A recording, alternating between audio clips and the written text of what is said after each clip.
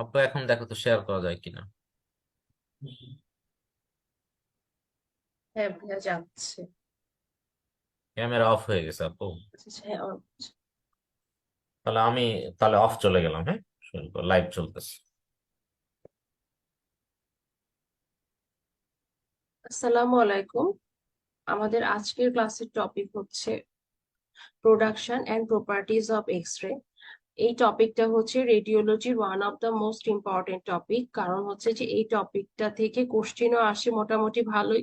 প্রতিবার 3টা বা 4টা কোশ্চেনও আসে, আর কম দিলেও মিনিমাম 2টা কোশ্চেন আসবে। আর এই টপিকের বেসিক সুবিধা হচ্ছে যে এই টপিকটা থেকে আপনাদের পড়লে মনেও থাকে, এবং পরীক্ষার আগে রিভিশন ছাড়াও দেখা যায় যে 100% অ্যান্সার করা পসিবল।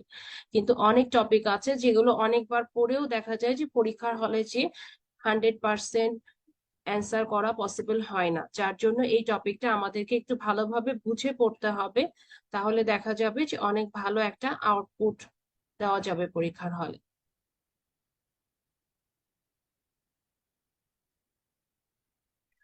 শুরুতেই আমরা জানবো যে এক্স রে টিউব জিনিসটা কি। হ্যাঁ, এক্স রে টিউবের বেসিক মেকানিজমটা কি।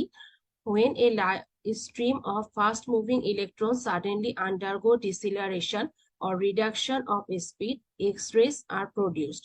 এটার মানে হচ্ছে যে এক্স রে টিউবের বেসিক মেকানিজমটা হচ্ছে যে অনেক দ্রুত গতিতে চলা ইলেকট্রনগুলোর স্পিডটাকে হঠাৎ করে কমিয়ে দেওয়া হয়, যার মাধ্যমে এর যে গতিশক্তিটা কমে গেল বা কাইনেটিক এনার্জি যেটা কমে গেল, সেইটাই আমাদের এক্স রেতে কনভার্ট হবে। কেন? কারণ হচ্ছে আমরা জানি যে law of conservation of energy অনুযায়ী শক্তিকে সৃষ্টি করা যায় না বা ধ্বংস করা যায় না, এটাকে শুধুমাত্র এক রূপ থেকে আরেক রূপে কনভার্ট করা যায়। তাহলে এক্স রে টিউবের বেসিক মেকানিজমটা কি? এখানে আমাদের যে কাইনেটিক এনার্জি বা গতি শক্তিটা কমে যাচ্ছিল ইলেকট্রনের, সেই গতি শক্তিটাই কনভার্ট হয়ে যাবে এক্স রেতে। এক্স রেটাও তো ওয়ান কাইন্ড অফ এনার্জি। এখন আমাদের এক্স রে টিউবের কম্পোনেন্টস কি কি আছে সেটা আমাদের জানতে হবে। এটা আমাদের 3 স্টার টপিক, এবং এই টপিকটা খুবই সোজা, একবার রিডিং দিলেই আপনাদের মনে থাকবে। এটার বেসিক কম্পোনেন্ট হচ্ছে শুরুতে একটা গ্লাস ইনভেলপ অর টিউব থাকবে। গ্লাস এনভেলপ আর টিউবটা কেমন হবে? ঠিক এই রকম শেপের একটা গ্লাস এনভেলপ আর টিউব থাকবে, এবং এই টিউবটার বেসিক ক্রাইটেরিয়া হচ্ছে এটার ভেতরে কোনো প্রকার এয়ার বা গ্যাস থাকবে না। এটাকে ডি গ্যাসিং করে নেওয়া হবে। কিভাবে? সাধারণত বেকিং এর মাধ্যমে ডি গ্যাসিং করে নেওয়া হয়। ডিগ্যাসিং এর কয়েকটা উদ্দেশ্য আছে, সেটা হচ্ছে যে যদি ভেতরে কোনো এয়ার না থাকে তাহলে আমাদের প্রিভেন্ট কলিশনটাকে, মানে কলিশন হবে না, মানে আমাদের যে হাই স্পিড ইলেকট্রন সেগুলোর সাথে এয়ার যে পার্টিকেল বা এয়ারের অ্যাটমের কলিশনের ফলে দেখা যায় যে আমাদের ইলেকট্রন গুলোর স্পিডটা কমে যায়। এই জন্য আমরা এয়ার কম্পোনেন্ট গুলো বা গ্যাসিয়াস এলিমেন্ট গুলোকে ইনভেলপের ভেতরে রাখবোই না। তাহলে হবে কি যে কোনো প্রকার সংঘর্ষ হবে না এবং ইলেকট্রনের স্পিডটা অনেক বেশি থাকবে। আর আরেকটা ইম্পর্টেন্ট পয়েন্ট হচ্ছে prevent oxidation and burning out of filament. Filament কি জিনিস আমরা একটু আগে দেখবো। এয়ার থাকলে দেখা যায় যে অক্সিডেশন রিয়াকশন হবে, এবং যে ফিলামেন্টটা সেখানে আগুন ধরে যেতে পারে বা বার্নিং হয়ে যেতে পারে, সেই জিনিসটা প্রিভেন্ট করার জন্যই আমরা ডিগ্যাসিং করে রাখবো। এইটা হচ্ছে আমাদের বেসিক গ্লাস এনভেলপটা, ঠিক এরকম হবে। দেন আমাদের নেক্সট যে কম্পোনেন্টটা আসবে এক্সট্রা টিউবের মধ্যে সেটা হচ্ছে হট ফিলামেন্ট। হট ফিলামেন্ট কেন? বেসিক্যালি এখানে একটা ফিলামেন্ট ইউজ করা হবে যে ফিলামেন্টটা ক্যাথোড হিসেবে কাজ করবে। এখন ক্যাথোডটা কি জিনিস? ক্যাথোডটা হচ্ছে নেগেটিভ ইলেকট্রন। আমরা যে আগে রাসায়নিক বিক্রিয়াগুলো পড়তাম বা আমাদের যে নর্মাল বাসার ব্যাটারি গুলো আছে সেইটার মেকানিজম চিন্তা করলে আমরা তো জানি যে এটার ভেতরে একটা পজিটিভ ধাতব পাত থাকে, একটা নেগেটিভ ধাতব পাত থাকে। যেটা আমাদের নেগেটিভ ধাতব পাত বা নেগেটিভ মেটালিক এলিমেন্ট সেটাই হচ্ছে আমাদের ক্যাথোড। নেগেটিভ ইলেকট্রোডটার আরেক নামই হচ্ছে ক্যাথোড, এবং হট ফিলামেন্ট যেটা বা ফিলামেন্টটা হচ্ছে আমাদের ক্যাথোড হিসেবে কাজ করবে। এই যে দেখেন, শুরুতে আমরা হচ্ছে টিউবটাকে ডিগ্যাসিং করে নিলাম, গ্লাস ইনভেলপটাকে, এরপর এর মধ্যে আমরা হচ্ছে একটা ফিলামেন্ট রাখবো। হ্যাঁ, সেই ফিলামেন্টটা হচ্ছে ক্যাথোড ফিলামেন্ট। এই ক্যাথোড ফিলামেন্টটা হচ্ছে নেগেটিভ ইলেকট্রোড, আর হট ফিলামেন্ট বলা হচ্ছে কেন, কারণ এই ক্যাথোড ফিলামেন্টটা থেকেই আমাদের, যেহেতু এটা নেগেটিভ ইলেকট্রোড, মানে কি এর ভেতরে অনেক বেশি ইলেকট্রন আছে, যখন আমরা হিট দিব তখন এইখান থেকে অনেক বেশি ইলেকট্রন প্রডিউস হবে, এবং এই জন্যই ক্যাথোড ফিলামেন্টটাতে একটা আলাদা হিটিং কারেন্ট অ্যাড করা থাকে, যেটা লো কিলো ভোল্টেজে মানে অ্যাপ্লাই করা হয়। সাধারণত দেখা যায় যে মাত্র 10 ইলেকট্রন ভোল্ট বা 10 ইলেকট্রন ভোল্ট এই ফিলামেন্টে অ্যাপ্লাই করা হয়। এটাই হচ্ছে আমাদের ফিলামেন্ট কারেন্ট। দেন আমাদের নেক্সট এলিমেন্টটা হচ্ছে অ্যানোড বা পজিটিভ ইলেকট্রোড। এখন পজিটিভ ইলেকট্রোড আর নেগেটিভ ক্যাথোড মনে রাখার উপায় হচ্ছে, যেহেতু আমাদের অ্যানোডের ক্ষেত্রে এ ফর পজিটিভ আর ক্যাথোডের সি ইকুয়াল টু নেগেটিভ, আমরা এভাবে মনে রাখতে পারি, ঠিক আছে? এ তে পজিটিভ আর হচ্ছে সি তে নেগেটিভ। আমাদের ক্যাথোডটা হচ্ছে তাহলে নেগেটিভ সাইড, আর এ তে যেমন আমরা এ প্লাস পেয়েছি, এ প্লাস মানে ভালো, সেখান থেকে আমরা মনে রাখবো যে অ্যানোডটা হবে পজিটিভ, আর হচ্ছে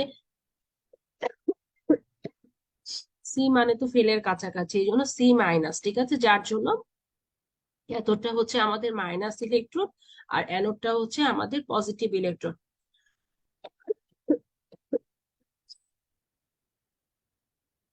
এই যে দেখেন, আমরা আমাদের এক্সট্রা টিউবের ভেতরে একটা হচ্ছে অ্যানোড রাখবো। অ্যানোডটা কি? অ্যানোডেরটা হচ্ছে সাধারণত টাংস্টেনের তৈরি একটা ম্যাটেরিয়াল। টাংস্টেনটা কি? টাংস্টেনটা হচ্ছে আমাদের রেডিওলজির ক্ষেত্রে সবচেয়ে ইম্পর্টেন্ট একটা এলিমেন্ট, যেটা দিয়ে ম্যাক্সিমাম জায়গায় দেখা যাবে যে ইলেকট্রোড বা টার্গেটটা টাংস্টেনের তৈরি। এখানে আমাদের টার্গেটটা তৈরি হবে টাংস্টেনের, এবং এই যে আমাদের ক্যাথোড আর অ্যানোড, এই দুটাকে অবশ্যই একটা টিউব কারেন্ট বা হচ্ছে একটা মানে দুই দিকে দুইটা ভোল্টেজ অ্যাপ্লাই করতে হবে, সেটা হচ্ছে একটা হাই ভোল্টেজ অ্যাপ্লাই করতে হবে ক্যাথোড আর অ্যানোডের ভেতরে, যদি আমরা ইলেকট্রনটাকে ফ্লো করতে চাই। এই রেড মার্কটা দিয়ে বেসিক্যালি আমরা ওই যে হাই ভোল্টেজটা অ্যাপ্লাই করব, সেই হাই ভোল্টেজটাকেই দেখানো হয়েছে। এই যে নেক্সট পয়েন্টটা হচ্ছে সেই হাই ভোল্টেজটা, যে হাই ভোল্টেজটা কি? Tube current. টিউব কারেন্টটা কি জিনিস? টিউব কারেন্টটা হচ্ছে যে টিউবের ভেতরে, মানে আমাদের এই ফুল টিউবে যে ক্যাথোড আর অ্যানোডের ভেতরে যে ভোল্টেজটা অ্যাপ্লাই করলে আমাদের ক্যাথোড থেকে অ্যানোডে ইলেকট্রন ফ্লো হবে, সেটাই হচ্ছে আমাদের টিউব কারেন্ট। আর এখানে আমাদের যেটা মনে রাখতে হবে যে হাই ভোল্টেজটা হচ্ছে টিউব কারেন্ট, এটা হচ্ছে charges the filament negatively and target positively. একটা জিনিস মাথার মধ্যে রাখতে হবে, যেহেতু আমরা আগে থেকেই জানি ক্যাথোডটা হচ্ছে নেগেটিভ এন্ড, সেই দিকে অবশ্যই আমাদের ব্যাটারি বা টিউব কারেন্ট যেটা অ্যাপ্লাই করব, সেটা নেগেটিভ দিকটা আমাদেরকে ক্যাথোড সাইডে অ্যাপ্লাই করতে হবে, আর অ্যানোড সাইডে টিউব কারেন্টের পজিটিভ দিকটা আমাদের অ্যাপ্লাই করতে হবে, আদারওয়াইজ ইলেকট্রন ফ্লো হবে না। তাহলে দেখেন, টার্গেটে আমরা অ্যাপ্লাই করলাম পজিটিভ দিকটা টিউব কারেন্টের, আর ক্যাথোডে আমরা অ্যাপ্লাই করলাম নেগেটিভ দিকটা।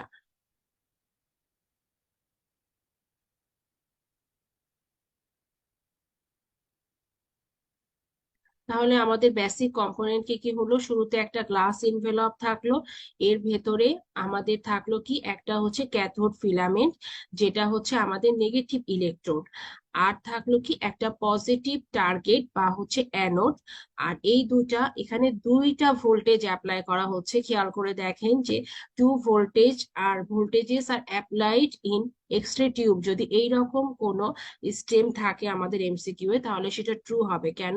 কারণ হচ্ছে যে এখানে একটা low voltage filament heating system apply করে আমরা ক্যাথোডটাকে হিট দিলাম, আর ক্যাথোড আর অ্যানোডের ভেতরে একটা হচ্ছে high voltage tube current apply করলাম, যার মাধ্যমে দেখা যাচ্ছে যে আমাদের ইলেকট্রনের প্রোডাকশনটা ভালো হবে।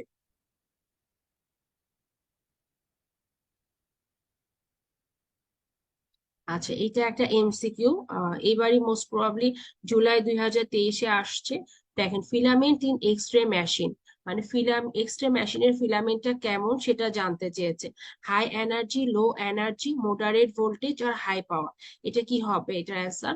আপনারা একটু চিন্তা করে বলেন। বা ভেবে দেখেন, এটার অ্যান্সার হবে অবশ্যই লো এনার্জি। মনে রাখতে হবে কিলো ভোল্টেজ আর এনার্জি কিন্তু একই জিনিস, ঠিক আছে? কিলো ভোল্টেজ দিয়ে এখানে মানে ফিলামেন্টের এনার্জিটাকেই বোঝাচ্ছে।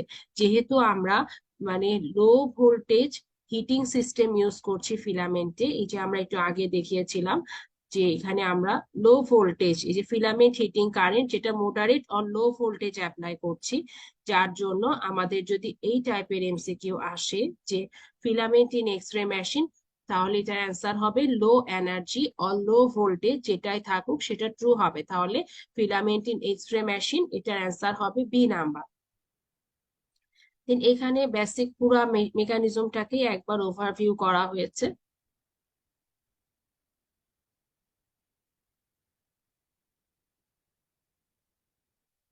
যেমন ধরেন যে এখানে আমরা যদি শুরুতে চিন্তা করি, তাহলে আমাদের কি আছে, এই বাইরে যে জিনিসটা সেটা হচ্ছে আমাদের গ্লাস ইনভেলপ। হ্যাঁ, এই জিনিসটা আমাদের গ্লাস ইনভেলপ। দেন আমাদের এর ভেতরে আছে ক্যাথোড ফিলামেন্ট, যেটা হচ্ছে আমাদের নেগেটিভ ইলেকট্রন, হ্যাঁ, নেগেটিভলি চার্জ ক্যাথোড ফিলামেন্ট। এরপরে আমাদের অ্যানোড আছে। অ্যানোড কিন্তু একটা জিনিস মাথার মধ্যে রাখতে হবে, অ্যানোডের যে টাংস্টেন টার্গেট, অ্যানোডের কিন্তু পুরাটাই টার্গেট না। হ্যাঁ, টাংস্টেন টার্গেট হচ্ছে এই পোর্শনটা যেখানে আমাদের ইলেকট্রন গুলো স্ট্রাইক করবে, সেই পোর্শনটা হচ্ছে আমাদের টাংস্টেন টার্গেট, এই জায়গাটা। হ্যাঁ, এই জায়গাটা আমাদের টাংস্টেন টার্গেট। আর হচ্ছে বাকি পোর্শনটা হচ্ছে কপার অ্যানোড। এখন কপারটা কেন ইউজ করা হচ্ছে বা কপারের ভেতরে টাংস্টেনটা কেন বসানো থাকছে? কারণ হচ্ছে যখন আমাদের অ্যানোডে অনেক বেশি পরিমাণে ইলেকট্রন আঘাত করবে, তখন অনেক বেশি হিট তৈরি হবে। আমরা একটু পরে পড়বো যে এক্স রে মেশিনে অনলি 1% এক্স রে তৈরি হয়, আর বাকি 99% এনার্জিটা হিটে কনভার্ট হয়। এই হিটটাকে ভালো মতো কপার ট্রান্সমিট করতে পারে এই জন্য, বা হচ্ছে অনেক বেশি পরিমাণে এটা অ্যানোডটা গরম হবে না, এই জন্য আমরা হচ্ছে কপার ইউজ করি। কপারটা হচ্ছে আমাদের হিট ডিসিপেশনে হেল্প করে বা হিটটাকে ছড়ায় দিতে সাহায্য করে হচ্ছে কপার। কপারটা তাহলে কেন ইউজ করছি?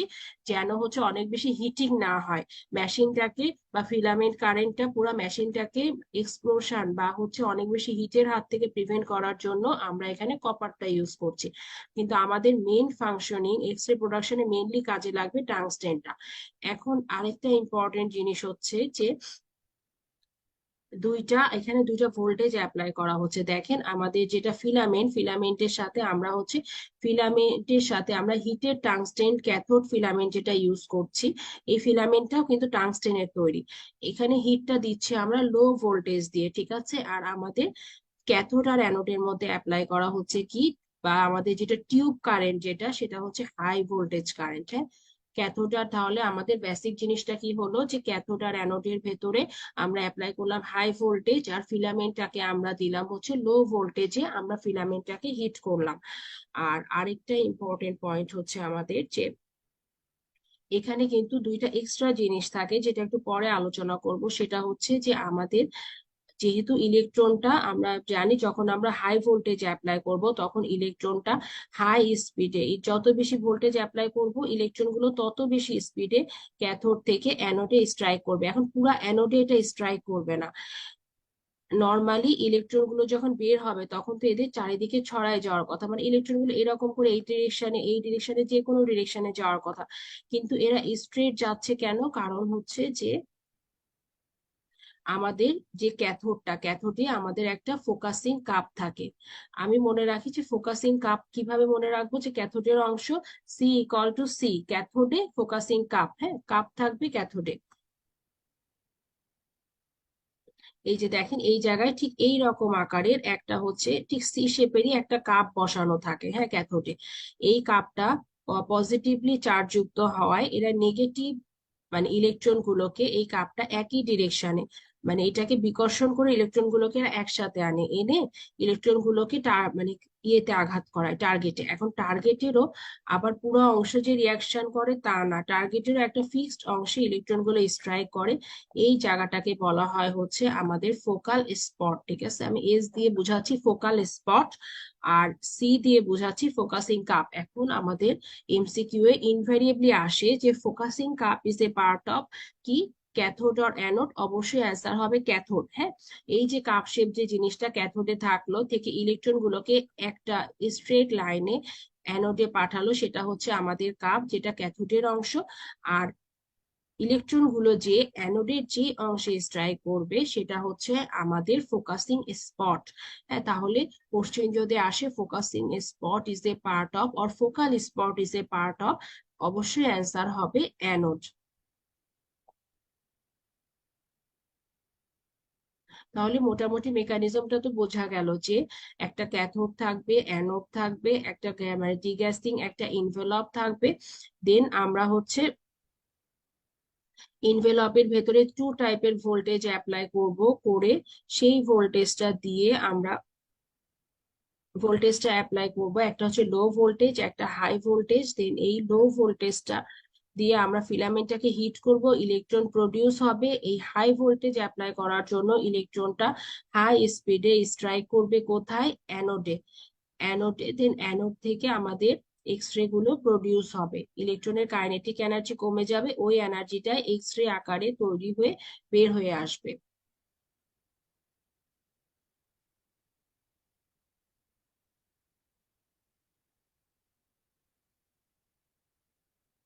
ওকে, দেন আমাদের নেক্সট টপিকটা হচ্ছে এক্স রে জেনারেটরস। এক্স রে জেনারেটরস থেকে বেসিক্যালি এক্স রে জেনারেটরস বলতে কি বোঝায়, যে এক্স রে তে কি কি মানে এক্স রে টিউবটাকে এক্স রে জেনারেটরস বলে।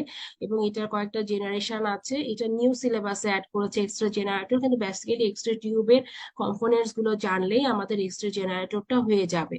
এখন এক্স রে জেনারেটরের ভেতরে একটা ইম্পর্টেন্ট কম্পোনেন্ট হচ্ছে আমাদের ফিলামেন্ট সার্কিট। যেটা সেটা ফিলামেন্ট সার্কিট কি জিনিস সেটা আমরা একটু আগেও পড়েছি।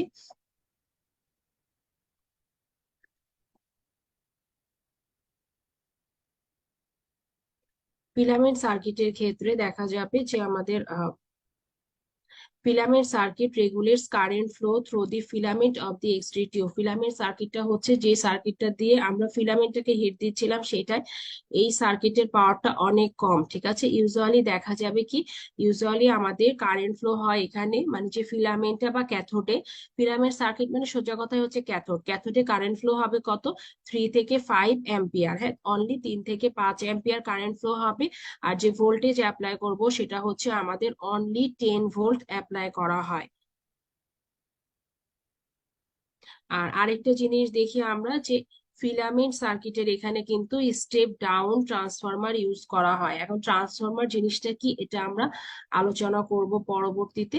ট্রান্সফরমার জিনিসটা হচ্ছে সে যেই এলিমেন্টটা দিয়ে আমাদের হাই ভোল্টেজকে লো ভোল্টেজে বা লো ভোল্টেজকে হাই ভোল্টেজে কনভার্ট করা যায়, সেইটাই যিনি এলিমেন্টটাকেই বলা হয় হচ্ছে ট্রান্সফরমার। ঠিক আছে, তাহলে ট্রান্সফরমার মানে কি? ট্রান্সফর্ম করা, বলি না এক রূপ থেকে আরেক রূপে কনভার্ট হওয়া বা ট্রান্সফার হওয়া।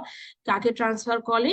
এরা ট্রান্সফার করে হচ্ছে ভোল্টেজকে, হাই ভোল্টেজকে লো ভোল্টেজে, আর লো ভোল্টেজকে হাই ভোল্টেজে কনভার্ট করে।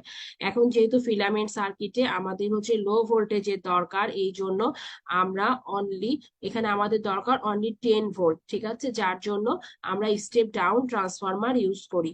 আর আমাদের ডোমেস্টিক সাপ্লাই কত ভোল্টেজ ইউজ করা হয়? ডোমেস্টিক সাপ্লাই মানে বাসায় যে লাইট টাইট গুলো সবকিছু চলে, সেগুলো সাধারণত 220 ভোল্টে চলে। এই জন্য এখানে যেহেতু আমাদের 220 ভোল্টে চলে ওই জিনিসগুলো, যেহেতু এখানে আমাদের অল্প ভোল্টেজ দরকার হয়, এই জন্য আমরা ইউজ করি step down transformer in case of filament.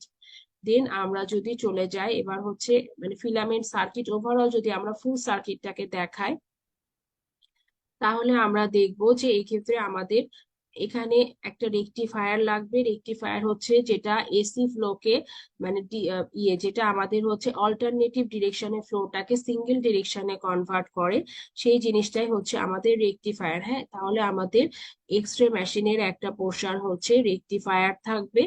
Rectifier কি জিনিস আমরা পরবর্তীতে জানবো। দেন আমাদের হচ্ছে স্টেপ ডাউন ট্রান্সফরমার থাকবে ফিলামেন্টের এখানে। আর অবশ্যই অবশ্যই আমাদের হচ্ছে এক্স রে টিউবের কি থাকবে? স্টেপ আপ ট্রান্সফরমার থাকবে। অনেক সময় দেখা যায় যে অটো ট্রান্সফরমারও ইউজ করা হয়। আপনাদের এখান থেকে এখন এগুলো নিয়ে মাথা ঘামানোর দরকার নাই, জাস্ট কয়েকটা জিনিস মনে রাখেন, যে আমাদের একটা এক্স রে টিউব, যেটা আমরা আগে আলোচনা করেছিলাম যে ছবিটা দিয়ে, সেটা দেখছিলেন খুব সিম্পল গঠনের একটা এক্স রে টিউব, কিন্তু বাস্তবে গঠনটা অনেক কমপ্লেক্স হয়। হ্যাঁ, বাস্তবে দেখা যাবে যে মানে আমরা যেগুলো ইউজ করি আসলে প্র্যাকটিক্যালি, সেগুলোতে একটা রেকটিফায়ার অ্যাটাচ থাকে, যেটা হচ্ছে আমাদের অল্টারনেটিভ ফ্লোটাকে ইউনিডিরেকশনাল ফ্লোতে কনভার্ট করে, একটা হচ্ছে স্টেপ আপ ট্রান্সফরমার থাকবে, আর ফিলামেন্টে থাকবে স্টেপ ডাউন ট্রান্সফরমার, আর আমাদের সার্কিটে থাকবে স্টেপ আপ ট্রান্সফরমার, আর অনেক সময় অটো ট্রান্সফরমারও ইউজ করা হয়। এই কয়টা জিনিস মনে রাখলেই মোটামুটি এক্স রে জেনারেটর পোর্শনটা কভার হবে। এক্স রে জেনারেটর পোর্শনটা কিন্তু আপনার খুব একটা ইম্পর্টেন্ট না, বা এখন যেগুলো আলোচনা করছি যে এই ছবিগুলো জাস্ট জানার জন্য, যেহেতু নিউ সিলেবাসে অ্যাড হয়েছে এই জন্য বলছি যে কি কি পোর্শন থাকে। ইউজুয়ালি এখান থেকে কোশ্চেন হওয়ার কথা না, ঠিক আছে? তাহলে আমাদের এক্স রে টিউবের ক্ষেত্রে যদি আমরা পুরাটা চিন্তা করি তাহলে ওইটা একটা সিম্পল গঠন ছিল, কিন্তু এগুলোর সাথেও অ্যাড হবে কি রেকটিফায়ার, অটো ট্রান্সফরমার, আর হচ্ছে আমাদের স্টেপ আপ ট্রান্সফরমার ফর হচ্ছে আমাদের টিউব কারেন্ট, আর step down transformer for filament. এটা একটা মানে একটা কমপ্লেক্স গঠন আমাদের এক্স রে টিউবের। জাস্ট আমরা একবার করে চাইলে রিডিং দিয়ে নিচের পয়েন্টগুলো পড়তে পারেন, কি কি এলিমেন্ট থাকে, মনে না থাকলেও সমস্যা নাই। এরপর আমরা চলে যাই যে ইন এক্স-রে একটা এমসিকিউ আসছে জুলাই 2023-এ, ইন এক্স-রে টিউব কারেন্ট জিনিসটা কি সেটা দেখেন। এক্স-রে প্রডিউসড ইন সোর্স, এটা অবশ্যই না। দেন আমাদের হচ্ছে টিউব কারেন্টটা কি জিনিস সেটা জানতে চেয়েছে, এটা মোস্ট প্রবাবলি সিঙ্গেল বেস ছিল। Electron flow from target to source, এখন একটা জিনিস চিন্তা করে দেখি আমরা কি দেখেছিলাম ছবিটাতে, ইলেকট্রনটা কি আসলে টার্গেট থেকে সোর্সে ফ্লো হচ্ছিল? না, ইলেকট্রনটা বেসিক্যালি আসছিল ক্যাথোড থেকে অ্যানোডে। তাহলে আমাদের অ্যান্সারটা হবে কি electron flow from filament to target. ফিলামেন্টটা হচ্ছে আমাদের ক্যাথোড আর টার্গেটটা হচ্ছে আমাদের অ্যানোড। হ্যাঁ, কারেন্ট ফ্লোয়িং ইন ফিলামেন্ট না, ফিলামেন্টের কারেন্টটা কখনোই আমাদের এক্স রে টিউবের টিউব কারেন্ট না। তাহলে আমাদের টিউব কারেন্টের ডেফিনেশন কি, current flowing from cathode to anode in x ray tube is called tube current. এই পয়েন্টটা আমরা জাস্ট মনে রাখবো, আর যেটাই কোশ্চেনে থাকুক আমরা মনে রাখবো যে টিউব কারেন্ট, এক্স রে টিউবের ক্ষেত্রে টিউব কারেন্টটা হচ্ছে আমাদের electron flow from cathode to anode, ক্যাথোডটা হচ্ছে ফিলামেন্ট আর অ্যানোডটা হচ্ছে টার্গেট, এই জন্য সি নাম্বারটা হবে হচ্ছে আমাদের অ্যান্সার। এটা আরেকটা ছবি, জাস্ট ওই কথাটা ডিসক্রিপশন দেওয়ার জন্য আমি বুঝিয়েছি। এই যে আমাদের ক্যাথোড, এটা আমাদের অ্যানোড। অ্যানোডে দেখেন যে আমাদের ক্যাথোড থেকে ইলেকট্রন গুলো যাচ্ছে কোথায়, অ্যানোডে। অ্যানোডে স্ট্রাইক করে ইলেকট্রন গুলোর স্পিড কমে যাচ্ছে, ঠিক আছে? যখন ইলেকট্রনের স্পিড কমে যাচ্ছে তখন সেই যে স্পিডটা কমে গেল সেই লস্ট কাইনেটিক এনার্জিটাই এক্স রেতে কনভার্ট হয়ে উইন্ডো দিয়ে বের হবে। আর এই ছবিটা ইম্পর্টেন্ট বেসিক্যালি এই জন্য যে এখানে আমাদের, এখানে দেখেন আমাদের এই যে ইয়েটা খুব সুন্দর করে দেখাচ্ছে, যেটা ফোকাসিং কাপটাকে খুব সুন্দর করে দেখাচ্ছে। ফোকাসিং কাপটা হচ্ছে আমাদের ক্যাথোডের একটা এলিমেন্ট, হ্যাঁ, আর আমাদের অ্যানোডের এলিমেন্ট কি, এই জায়গাটায় আমাদের থাকবে হচ্ছে ফোকাল স্পট। এখন একই জিনিস বারবার বলছি কারণ হচ্ছে যেন আপনাদের ব্রেনে এটা গেঁথে যায়, কারণ এই মেকানিজমটা বুঝলে দেখা যাবে যে আপনাদের আর পড়াও লাগবে না, পরীক্ষা হলে ভালো প্রডিউসও করতে পারবেন। তাহলে আমাদের মনে রাখতে হবে c equal to c, focusing কাপটা থাকবে আমাদের কোথায়, ক্যাথোডে, আর আমাদের অ্যানোডে থাকবে কি, অ্যানোডে থাকবে focal spot.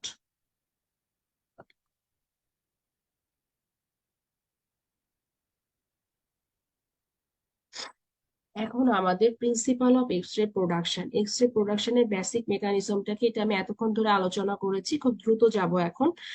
Fast moving electrons suddenly undergo deceleration or reduction of speed. আমরা প্রথমে একটা ভোল্টেজ ডিফারেন্স অ্যাপ্লাই করলাম, সেই ইলেকট্রনটা হাই স্পিডে ক্যাথোড থেকে অ্যানোডের দিকে যাবে। আগের ছবিটা দেখি, একটা ভোল্টেজ ডিফারেন্স অ্যাপ্লাই করলাম, ইলেকট্রনটা হাই স্পিডে ক্যাথোড থেকে অ্যানোডের দিকে যাচ্ছে, কিন্তু অ্যানোডে বাড়ি খেয়ে বা অ্যানোডে আঘাত করার পর ইলেকট্রনের স্পিড কমে গেল। এই জিনিসটাই বলছে যে reduction in speed, electron drops from outer shell to a hole in inner shell. হ্যাঁ, এটা আমরা একটু পরে আলোচনা করব। দেন কন্ডিশন অফ এক্স রে প্রোডাকশনের কিছু কন্ডিশন আছে, যেমন সেপারেশন অফ ইলেকট্রন। ইলেকট্রনটাকে সেপারেট করার ওয়ে কি, দুইটা ওয়ে, একটা হচ্ছে আমাদের থার্মায়োনিক এমিশন হয়, আর কোথায় কিসের কারণে সেপারেশন হবে ইলেকট্রন গুলোর, আমরা যে ফিলামেন্ট কারেন্ট অ্যাপ্লাই করছি সেটার কারণে কিন্তু আমাদের হচ্ছে এই থার্মায়োনিক এমিশনটা হবে। থার্মায়োনিক এমিশন জিনিসটা কি, যে মানে কোনো একটা সারফেসে হিটের কারণে ইলেকট্রনের এমিশন হওয়া বা কোনো আয়নের এমিশন হওয়াকে থার্মায়োনিক থেকেই তো বোঝা যাচ্ছে যে থার্মাল, মানে একটা হিট দিচ্ছি যার জন্য ইলেকট্রন এমিট হচ্ছে। মানে বেসিক্যালি আমাদের এই যে ফিলামেন্টে আমরা যে হিটটা দিচ্ছি এবং হিটের কারণে যে ইলেকট্রনটা তৈরি হচ্ছে সেইটাই হচ্ছে আমাদের থার্মায়নিক এমিশন। হ্যাঁ, এবং এই ইলেকট্রন গুলো কিন্তু তৈরি হয়ে ডিরেক্টলি অ্যানোডের দিকে যাবে না, এরা ফিলামেন্টের চারিদিকে মেঘের মতো জমে থাকবে যতক্ষণ না আমরা এই হাই ভোল্টেজটা অ্যাপ্লাই করব। ঠিক আছে, এই হাই ভোল্টেজটা অ্যাপ্লাই কারণেই কিন্তু অ্যানোডটা অনেক বেশি পজিটিভ চার্জ হচ্ছে, ক্যাথোডটা অনেক বেশি নেগেটিভ চার্জ হচ্ছে এবং ইলেকট্রনটা দ্রুত চলে যাচ্ছে ক্যাথোড থেকে অ্যানোডের দিকে। কিন্তু যদি আমরা হাই ভোল্টেজ অ্যাপ্লাই না করতাম তাহলে ইলেকট্রন গুলো কিন্তু এই ক্যাথোডের চারিদিকে জমে থেকে যেত, যেটাকে বলা হয় স্পেস চার্জ। এবং এর পরের পোর্শনে আমরা স্পেস চার্জ আর স্পেস চার্জ ইফেক্টটা আলোচনা করব। দেন আমাদের সেকেন্ড পয়েন্টটা কি, production of high speed electron. High speed electron তৈরির একটাই শর্ত, সেটা হচ্ছে আমাদের এই হাই ভোল্টেজটা অ্যাপ্লাই করতে হবে না, ছাড়া কিন্তু ইলেকট্রন তৈরি হবে কিন্তু ইলেকট্রন কখনোই যাবে না ক্যাথোড থেকে অ্যানোডের দিকে। তাহলে আমাদের কন্ডিশন দুইটা কি হলো, প্রথমে আমরা ইলেকট্রনটাকে সেপারেট করলাম, করার পর ইলেকট্রনটাকে হাই স্পিড দিলাম হাই ভোল্টেজ সোর্স অ্যাপ্লাইয়ের মাধ্যমে। দেন আমাদের আরো কয়েকটা শর্ত আছে, তার মধ্যে একটা হচ্ছে ফোকাসিং অফ ইলেকট্রন। ইলেকট্রন গুলোকে খালি স্পিড দিলে হবে না, ইলেকট্রন গুলোকে ফোকাস করতে হবে। ফোকাসের জন্য কি থাকবে, ফোকাসের জন্য আমাদের ক্যাথোড সাইডে থাকবে ফোকাসিং কাপ আর অ্যানোড সাইডে থাকবে ফোকাল স্পট। এখানে দেখেন আমি বারবার বলছি সি ইকুয়াল টু সি, ক্যাথোডে থাকবে কাপ, কাপটা কিসের তৈরি, নিকেল আর কপারের তৈরি। আর আমাদের অ্যানোডে থাকবে ফোকাল স্পট, যেটা হচ্ছে টাংস্টেন আর হচ্ছে রেনিয়ামের তৈরি। আর ফোকাল স্পটের সাইজটা ইম্পর্টেন্ট, এটা মুখস্থ করার জিনিস, সেটা আপনারা কাইন্ডলি স্লাইড থেকে পড়ে মুখস্থ করে নেবেন। দেন এইখানে আমি জাস্ট আরেকবার একটু শর্টকাটে আলোচনা করছি যে প্রথমে আমাদের একটা ফিলামেন্ট ছিল, ফিলামেন্টটাকে আমরা ফিলামেন্ট কারেন্ট অ্যাপ্লাই করলাম, করে আমাদের ফিলামেন্ট থেকে তাহলে ইলেকট্রন তৈরি হলো।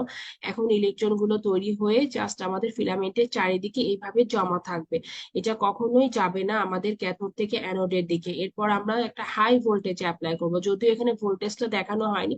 হাই ভোল্টেজ অ্যাপ্লাই করার পরে আমাদের ইলেকট্রনটা এই যে ফোকাসিং কাপটায় ঠিক এভাবে প্লেস করা থাকবে এবং এই ফোকাসিং কাপটা ইলেকট্রন গুলোকে ফোকাস করে আমাদের যেটা অ্যানোডের ফোকাল স্পটে, দেখেন ঠিক এই জায়গাটাতে, এই ছোট্ট জায়গাটা হচ্ছে ফোকাসিং স্পট, এই জায়গাটাতে এইম করবে এবং তখন দেখা যাবে যে ইলেকট্রন গুলোর এনার্জি কমে যাবে এবং চারিদিক দিয়ে এক্স রে তৈরি হয়ে সেটা উইন্ডো দিয়ে বের হয়ে আসবে। এই যে এই দিক দিয়ে যেটা বের হচ্ছে সেটা আমাদের ইউজফুল এক্স রে বিম, যেটা উইন্ডো দিয়ে বের হবে। আর আরেকটা ইম্পর্টেন্ট জিনিস হচ্ছে চারটা এলিমেন্টের ভিতরে stopping of high speed electron in target. মানে তাহলে কি হলো, শুরুতে ইলেকট্রনটা অনেক বেশি স্পিড পেলো, তারপরে ইলেকট্রনটা হচ্ছে ফোকাসিং কাপ দিয়ে ফোকাস করলাম, এরপর ওরা হচ্ছে অ্যানোডের ফোকাল স্পটে আঘাত করলো, করার পর হাই স্পিড ইলেকট্রন গুলো আমাদের হচ্ছে ওখানে স্পিডটা অনেক বেশি কমে যাবে। When fast moving electrons enter the target their kinetic energy changes to other form of energy. মানে ইলেকট্রন গুলো কিন্তু আপনার এখানে আঘাত পেয়ে পুরোপুরি স্টপ হয়ে যাবে এবং এদের এনার্জিটা সম্পূর্ণরূপে অন্য টাইপের এনার্জিতে কনভার্ট হবে। এখন এফিসিয়েন্সি কি, 80 কিলোভোল্ট। ইউজুয়ালি আমরা এই মানে মেশিনটাতে 80 কিলোভোল্ট আর 120 কিলোভোল্ট পর্যন্ত অ্যাপ্লাই করে থাকি এবং 80 কিলোভোল্টে, আচ্ছা আমরা ডায়াগনস্টিক পারপাসে 30 থেকে 140 কিলোভোল্টেজ পর্যন্ত অ্যাপ্লাই করে থাকি মেশিনে। হ্যাঁ, ডায়াগনস্টিক পারপাসের জন্য 30 থেকে 140 কিলোভোল্ট পর্যন্ত অ্যাপ্লাই করা যায়। এবং কিন্তু এর তাহলে এভারেজ হয় কত, এভারেজ হয় 80 কিলোভোল্ট। এখন 80 কিলোভোল্টে অনলি 0.6% এক্সরেতে কনভার্ট হবে, মানে লেস দেন 1% হচ্ছে এক্সরেতে কনভার্ট হবে। আর বাকি যে এনার্জি ছিল পুরাটাই কিন্তু আমাদের 99.4% আমাদের হিটে কনভার্ট হবে। এই যে মেশিনটাকে আবার আবার দেখানো হয়েছে, এটা কয়েকবার আলোচনা করেছি আর আলোচনা করব না এখন। দেন আমাদের জানুয়ারি 2021 একটা এমসিকিউ এসেছে, focal spot is a part of কি। আমরা বারবার বলেছি যে ক্যাথোডের পার্ট হচ্ছে ফোকাসিং কাপ, ফোকাল স্পটটা আমাদের অ্যানোডের পার্ট। আর আরেকটা জিনিস হচ্ছে আমাদের X ray production depends on, X ray প্রোডাকশনটা কার কার উপর ডিপেন্ড করবে। এই এমসিকিউটা একটু পরে দিতে হতো, এটা পরে আলোচনা করা আছে, একটু পরে এমসিকিউটাতে আমরা আবার আসবো। দেন আমাদের এখন আমাদের এক্স রে প্রোডাকশন মানে টিউবটার পার্টস সম্পর্কে আমরা আলোচনা করলাম, কিন্তু এখন আমাদের যে জিনিসটা জানতে হবে, এক্স রে প্রোডাকশনের দুইটা মেকানিজম আছে বেসিক, একটা হচ্ছে আমাদের ব্রেনস রেডিয়েশন যেটা ম্যাক্সিমাম ক্ষেত্রে হয়, আর আরেকটা হচ্ছে আমাদের ক্যারেক্টারিস্টিক রেডিয়েশন। ঠিক আছে। এখন হচ্ছে আমাদের এই প্রিমস রেডিয়েশন আর ক্যারেক্টারিস্টিক রেডিয়েশন খুবই ইম্পর্টেন্ট, কারণ হচ্ছে যে একটা জিনিস মনে রাখতে হবে যে আমাদের অ্যাটমের নিউক্লিয়াসের সাথে ইলেকট্রনের যে ইন্টারাকশন হয় সেটার ফলে কিন্তু ব্রিমস রেডিয়েশন, বা অ্যাটমের সাথে ইলেকট্রনের ইন্টারাকশনের ফলে ব্রিমস আর ক্যারেক্টারিস্টিক রেডিয়েশন হয়। আমরা নেক্সট ক্লাসে যেটা আলোচনা করব সেটা হচ্ছে মানে ফোটনের ইন্টারাকশন উইথ ম্যাটার। ফোটন গুলো কিন্তু ইন্টারাকশন করে অন্য টাইপের মানে ইন্টারাকশন দেয়, যেটা আমরা নেক্সট ক্লাসে আলোচনা করব। কিন্তু এটা মাথার মধ্যে রাখতে হবে, ইলেকট্রন ইন্টারাকশন করলে এক্স রে প্রডিউস হবে কোনো ম্যাটারের সাথে, ঠিক আছে। আম, এখন টু টাইপস এর হয়, একটা হচ্ছে আমাদের ব্রিমস রেডিয়েশন। ব্রিমস রেডিয়েশনের কিছু নাম আছে, যেমন হচ্ছে আমাদের ব্রিমস ট্রালাং আর হচ্ছে ব্রেকিং রেডিয়েশন। এখানে এটা বেসিক মেকানিজমটা কি, এটা আমরা ছবি দেখে আলোচনা করলে আমাদের বেশি ক্লিয়ার হবে। এই যে আমাদের ব্রিমস রেডিয়েশনের ক্ষেত্রে বেসিক মেকানিজমটা হচ্ছে যে এই ক্ষেত্রে আমাদের প্রথমে একটা ইলেকট্রন ছিল, একটা মানে হাই এনার্জেটিক ইলেকট্রন, যখন আমাদের মুভ করছিল, যদি এটা হঠাৎ করে মানে মুভ করতে করতে যদি এটা সাডেনলি নিউক্লিয়ার ফিল্ডের ভেতরে ঢুকে যায়, আমরা জানি নিউক্লিয়াস কি জিনিস, আমরা আগে আলোচনা করেছি। নিউক্লিয়াসের চারিদিকে একটা হচ্ছে পজিটিভ ফিল্ড আছে, ঠিক আছে, নিউক্লিয়াসের চারিদিকে যদি ইলেকট্রনটা এই ফিল্ডের কাছাকাছি চলে আসে, তখন ইলেকট্রনটা যেহেতু নেগেটিভলি চার্জ, ইলেকট্রনটা নেগেটিভলি চার্জ আমরা জানি, আর আমাদের যেটা হচ্ছে নিউক্লিয়াস সেটা হচ্ছে পজিটিভলি চার্জ। এখন আমাদের ইলেকট্রনটা যদি এই ফিল্ডের ভেতরে চলে আসে, তখন ইলেকট্রনটার স্পিডটা সাডেনলি কমে যাবে, ঠিক আছে, মানে এটার যে কাইনেটিক এনার্জি ছিল, এটার কাইনেটিক এনার্জিটা সাডেনলি কমে যাবে, এবং যে পরিমাণ এনার্জিটা কমে যাবে ইলেকট্রনের, সেই লস্ট কাইনেটিক এনার্জিটা, যেহেতু আমরা আগেও বলেছি যে শক্তি কখনো ধ্বংস হয় না বা সৃষ্টি হয় না, এটা এক রূপ থেকে আরেক রূপে কনভার্ট হয়। এখানে আমাদের ইলেকট্রনের যে কাইনেটিক এনার্জিটা কমে যাবে নিউক্লিয়াস অনেক বেশি অ্যাট্রাক্ট করার কারণে, এটা কম স্পিডে চলে যাবে, সেই এক্সট্রা কাইনেটিক এনার্জিটাই আমাদের ব্রিমস রেডিয়েশন হিসেবে বা ব্রিমস এক্স রে হিসেবে বের হয়ে যাবে। এই জিনিসটাই হচ্ছে আমাদের ব্রিমস ট্রালাং রেডিয়েশন, মানে হচ্ছে যখন আমাদের একটা হাই স্পিড ইলেকট্রনটা নিউক্লিয়ার ফিল্ডের কাছাকাছি চলে আসে, তখন নিউক্লিয়াসের পজিটিভ অ্যাট্রাকশনের কারণে দেখা যায় যে ইলেকট্রনটার স্পিডটা সাডেনলি কমে যায় এবং গতিপথ চেঞ্জ হয়ে নিউক্লিয়াসের কাছাকাছি পাস করে, এবং এক্সট্রা এনার্জিটা তখন হচ্ছে মানে ব্রিমস রেডিয়েশন হিসেবে বের হয়ে যায়।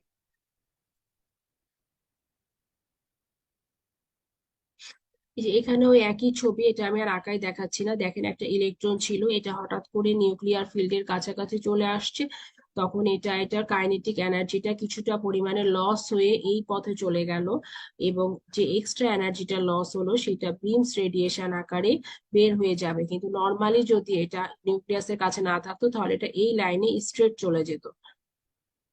এই একই বিমস রেডিয়েশন আবার দেখেন, এই যে আমাদের ইলেকট্রনটা আসলো, এসে এই পথে চলে গেল স্ট্রেট না যেয়ে, এবং যেহেতু নিউক্লিয়াসের কাছ দিয়ে পাস করছে, এনার্জিটা কমে গেল কাইনেটিক এনার্জি, এবং এক্সট্রা এনার্জিটা ব্রিমস রেডিয়েশন আকারে বের হয়ে যাচ্ছে। এখানেও আরেকটা ওই একই জিনিসে আলোচনা করা, একটু ছবি আকারে দেওয়া। একাধিক ছবি দেওয়ার উদ্দেশ্য এটাই যেন আপনাদের জিনিসটা ব্রেনের মধ্যে গাঁথে।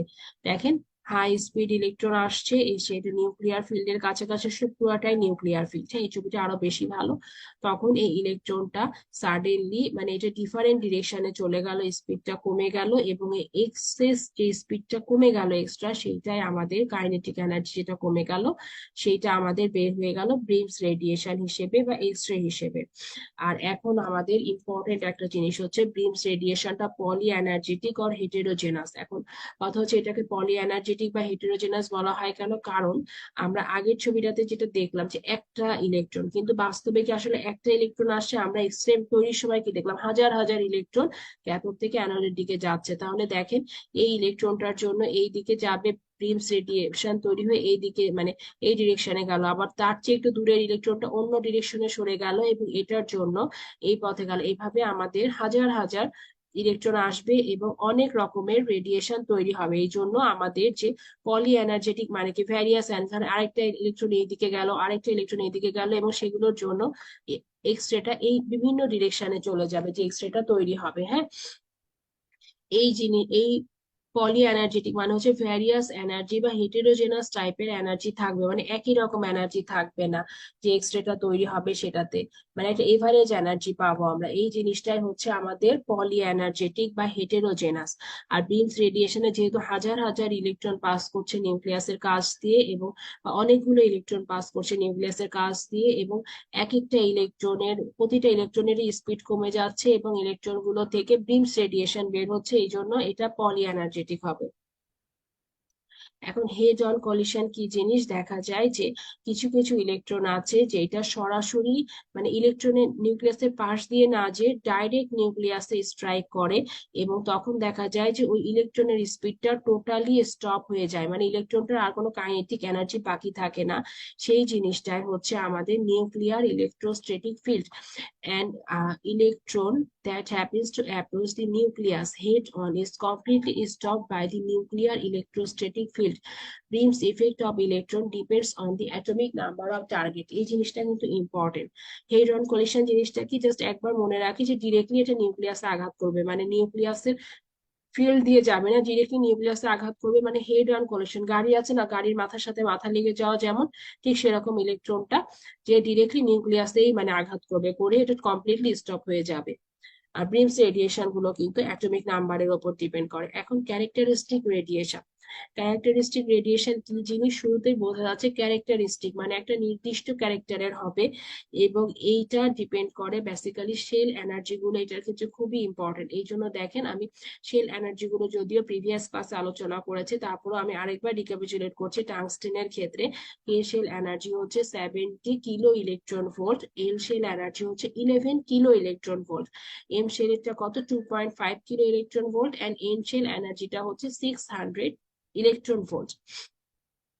এখন আমাদের এক্ষেত্রে কি হয়, মানে আমাদের যে ক্যারেক্টারিস্টিক রেডিয়েশন, সেক্ষেত্রে আমি কিছু কয়েকটা ধাপে ধাপে আলোচনা করছি, আপনারা জাস্ট দেখেন। যে শুরুতে আমাদের একটা ইনকামিং ইলেকট্রন আসছিল, ইনকামিং ইলেকট্রনটা এসে ইউজুয়ালি সাধারণত দেখা যায় যে ক্যারেক্টারিস্টিক রেডিয়েশনটা ইনার শেলে বেশি হয়, ইউজুয়ালি কে শেল এল শেলে বেশি হবে বা এম শেলেও হতে পারে, হ্যাঁ। এই যে দেখেন, an electron with sufficient minimum kinetic energy may interact with inner orbital electron, মানে ইউজুয়াল ইনার শেল ইলেকট্রন গুলোর সাথে বেশি রিয়াক্ট করবে, করে সেই ইলেকট্রন গুলোকে অরবিট থেকে রিমুভ করে দিবে। তখন দেখা যাবে কি যে অ্যাটমটা আনস্টেবল হয়ে যাবে বা আয়োনাইজড হয়ে যাবে, এক্সাইটেড স্টেটে চলে আসবে। এই জিনিসটাই মানে মেইন কথা হচ্ছে, এটা ইনার শেল গুলোতে বেশি হয়। যেমন এখানে ইলেকট্রনটা আসছে, সেটা নিউক্লিয়াসের সাথে আঘাত না করে এরা আমাদের দেখা যাবে যে আমাদের যে ইনার ইলেকট্রনটা আসবে এসে আমাদের এখানে যে ইনার শেল ইলেকট্রন কে শেল বা এল শেলের সাথে ইন্টারঅ্যাক্ট করবে, করে এই ইলেকট্রনটা কে বের করে দিবে, কে শেলের ইলেকট্রনটাকে এরা বের করে দিবে, হ্যাঁ। তখন আর এই ইলেকট্রন যেটা আসছিল সেই ইলেকট্রনটা ডিরেকশন চেঞ্জ করে এই পথে চলে যাবে, এটা কিন্তু যে ইনকামিং ইলেকট্রনটা কিন্তু এই ডিরেকশনে চলে গেল, আর কে শেলের ইলেকট্রনটাকে এরা হচ্ছে বের করে দিল। ঠিক আছে, এটা একদম ইনিশিয়াল।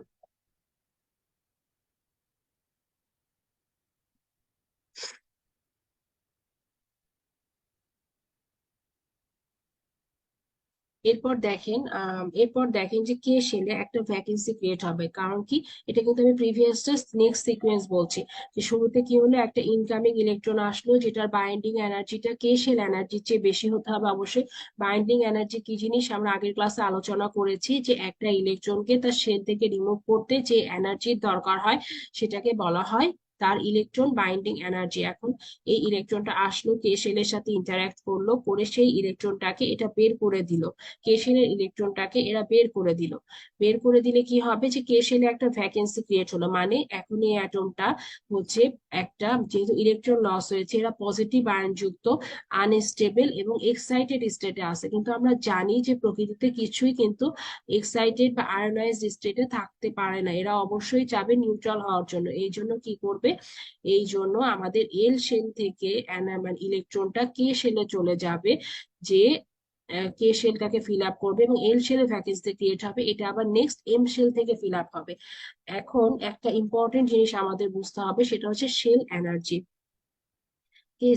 এই যে শেল এনার্জিটা আমরা দেখেন, আমাদের কে শেলের এনার্জি কত 70 কিলো ইলেকট্রন ভোল্ট, এল শেলের এনার্জি কত 11 কিলো ইলেকট্রন ভোল্ট। এখন এখান থেকে ইলেকট্রনটা বের হয়ে চলে গিয়েছে, এই শেলের এনার্জিটা কত, কে শেলের যে এনার্জি এটা একটু বোঝার ব্যাপার আছে, এই জন্য ডিটেলস আলোচনা করছি।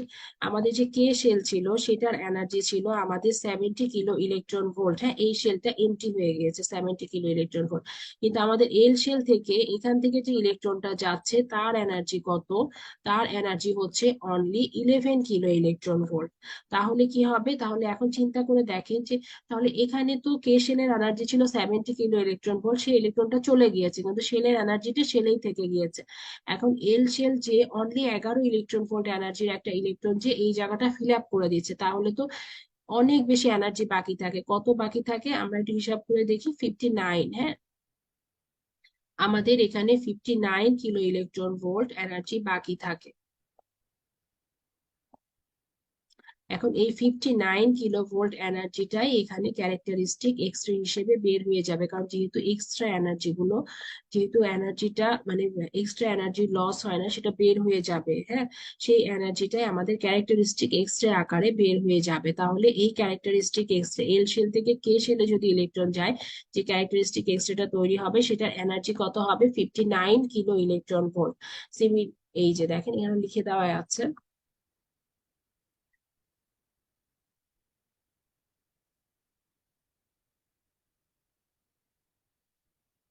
এটাই হচ্ছে বেসিক মেকানিজম। তাহলে আমাদের শুরুতে কি হলো? শুরুতে আমাদের একটা ইলেকট্রন আসলো বাইরে থেকে, সেটা কে শেল বা ইনার শেলে ইন্টারঅ্যাক্ট করে ইলেকট্রনটাকে বের করে দিল। দেন আমাদের যেটা হলো যে ওই জায়গায় একটা ভ্যাকেন্সি ক্রিয়েট হলো, অ্যাটমটা আয়োনাইজ হলো, এবং আলটিমেটলি দেখা গেল যে আনস্টেবল স্টেটে চলে গেল। তখন আনস্টেবল স্টেটে যেহেতু অ্যাটমটা থাকতে পারে না, এল শেল থেকে ইলেকট্রনটা কে শেলকে ফিল আপ করলো, কিন্তু যেহেতু এল শেলের এনার্জি অনেক কম কে শেলের তুলনায়, তাই সে এক্সট্রা এনার্জিটা এরা ক্যারেক্টারিস্টিক এক্সরে আকারে বের করে দিচ্ছে। এটাই হচ্ছে বেসিক মেকানিজম। এটা আরেকটা ছবি দেখেন, ইনসিডেন্ট ইলেকট্রনটা আসলো, এসে এটা কে শেলের ইলেকট্রনকে আঘাত করলো, করে ইনসিডেন্ট ইলেকট্রনটা এখানে এই পথে বের হয়ে যাচ্ছে। এই একই ইলেকট্রন যেটা ইনসিডেন্ট ইলেকট্রনটা যে এই পথে বের হয়ে গেল ডিরেকশন চেঞ্জ করে, এটাকে রিবাউন্ড ইনসিডেন্ট ইলেকট্রন বলে। হ্যাঁ, আর কে শেলের ইলেকট্রনটাকে তো এরা বের করে দিল, ইজেক্টেড কে শেল ইলেকট্রন। হ্যাঁ, বের করে দিয়েছে, তাহলে কে শেলে কি হয়েছে? একটা ভ্যাকেন্সি ক্রিয়েট হয়েছে। তার মানে কে শেলে এখন একটা এমটি জায়গা আছে যেটা এল শেল থেকে এসে ফিল আপ হবে, এবং এল শেলের এক্সট্রা এনার্জিটাই ক্যারেক্টারিস্টিক এক্সরে আকারে বের হবে। ওই একই ছবি আবার বারবার দেখাচ্ছি যেন আপনাদের মাথায় থাকে।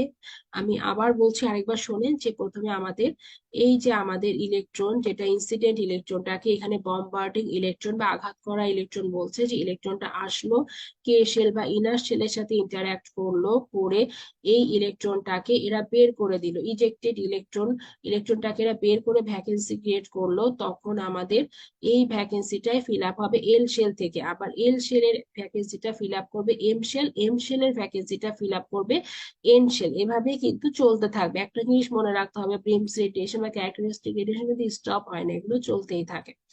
এখন একটা ইম্পর্টেন্ট জিনিস হচ্ছে, এই যে দেখেন আরেকবার দেখেন, এখান থেকে আমাদের মানে কে সেলের ভ্যাকেন্সিটা যখন এল সেল ফিল আপ করলো তখন কে আলফা লাইন তৈরি হলো, আর যখন এম সেল থেকে এল সেলেরটা মানে কে সেলে ফিল আপ হবে তখন কে বিটা লাইন তৈরি হবে। হ্যাঁ, আর এক্স রে ইন্টেন্সিটিটা এনার্জিটাকে ঠিক এইভাবে দুইটা গ্রাফ আকারে দেখা যাবে। এটা জাস্ট বোঝার জন্য।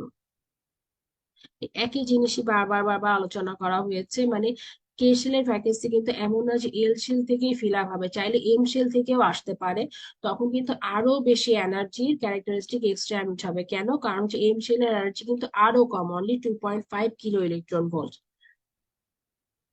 এই হচ্ছে আমাদের মোটামুটি ক্যারেক্টারিস্টিক রেডিয়েশন, ব্রিমস রেডিয়েশন। এতক্ষণ ধরে আমরা যে টপিক গুলো পড়লাম তার মধ্যে ইনফিনিটি স্টার হচ্ছে আমাদের ক্যারেক্টারিস্টিক রেডিয়েশন, ব্রিমস রেডিয়েশন। খুব ভালোভাবে মেকানিজমটা বুঝতে হবে, তাহলে পরীক্ষা হলে যেমন ভাবে কোশ্চেন আসুক আপনি অ্যান্সার করতে পারবেন। আর আমাদের আরেকটা জিনিস হচ্ছে, the nature of primary radiation is that x-ray emerges from the target. এখন নেচারটা কেমন হবে? দুই টাইপের হয়, একটা হচ্ছে জেনারেল রেডিয়েশন, জেনারেলটার আরেক নামই হচ্ছে ব্রিমস রেডিয়েশন। ব্রিমস রেডিয়েশনটা আমরা একটু আগে কি পড়লাম? পলি এনার্জেটিক, হেটেরোজেনাস, আর পলি এনার্জেটিক, হেটেরোজেনাস এবং কন্টিনিউয়াস। হ্যাঁ, আর এটা আরেকটা হচ্ছে এটা হোয়াইটও বলা হয় এটাকে। মনে রাখতে হবে যে আমাদের প্রকৃতিতে বা নেচারে বা হচ্ছে আমরা যে এক্স রে গুলো করি তার মধ্যে 90%ই হচ্ছে আমাদের ব্রিমস রেডিয়েশন। তাহলে ক্যারেক্টারিস্টিক কত হবে? অনলি 10%, এবং হচ্ছে consist of limited discrete energy. কেন? কারণ হচ্ছে যে আমাদের এই যে আমরা একটু আগের ছবিটাতে যে এই গ্রাফটাতে আপনি দেখেন যে গ্রাফটা দেখানোর কারণ আছে, তাহলে আপনাদের মাথার মধ্যে থাকবে জিনিসটা।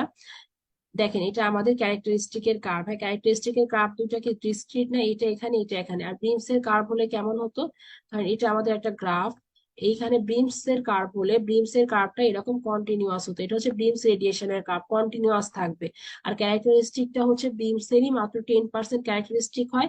দেখা যাবে এইখানে একটা ক্যারেক্টারিস্টিক, এইখানে একটা ক্যারেক্টারিস্টিক। হ্যাঁ, ঠিক এইরকম হয় ক্যারেক্টারিস্টিক কার্ভটা। তাহলে দেখেন এই দুটা হচ্ছে আমাদের ক্যারেক্টারিস্টিক কার্ভ, গ্রাফের যে দুটা পিক, এই যে এরকম দুটা মাথা হচ্ছে ক্যারেক্টারিস্টিক কার্ভ, আর এই পুরাটাই হচ্ছে আমাদের ব্রিম স্টারলাং রেডিয়েশন। ঠিক আছে, তাহলে আমাদের এই জন্যই বলা হচ্ছে যে ব্রিম স্টারলাং রেডিয়েশনকে কন্টিনিউয়াস হোয়াইট বা পলি এনার্জেটিক বলা হচ্ছে। ব্রিম স্টারলাং রেডিয়েশনটা একটা সুন্দর রাউন্ড, একটা ভালো একটা কার্ভ দিবে, কন্টিনিউয়াস একটা কার্ভ দিবে, কিন্তু ক্যারেক্টারিস্টিকটা হচ্ছে ডিসক্রিট, মানে দুইটা ছড়ানো মান দিবে ক্যারেক্টারিস্টিক।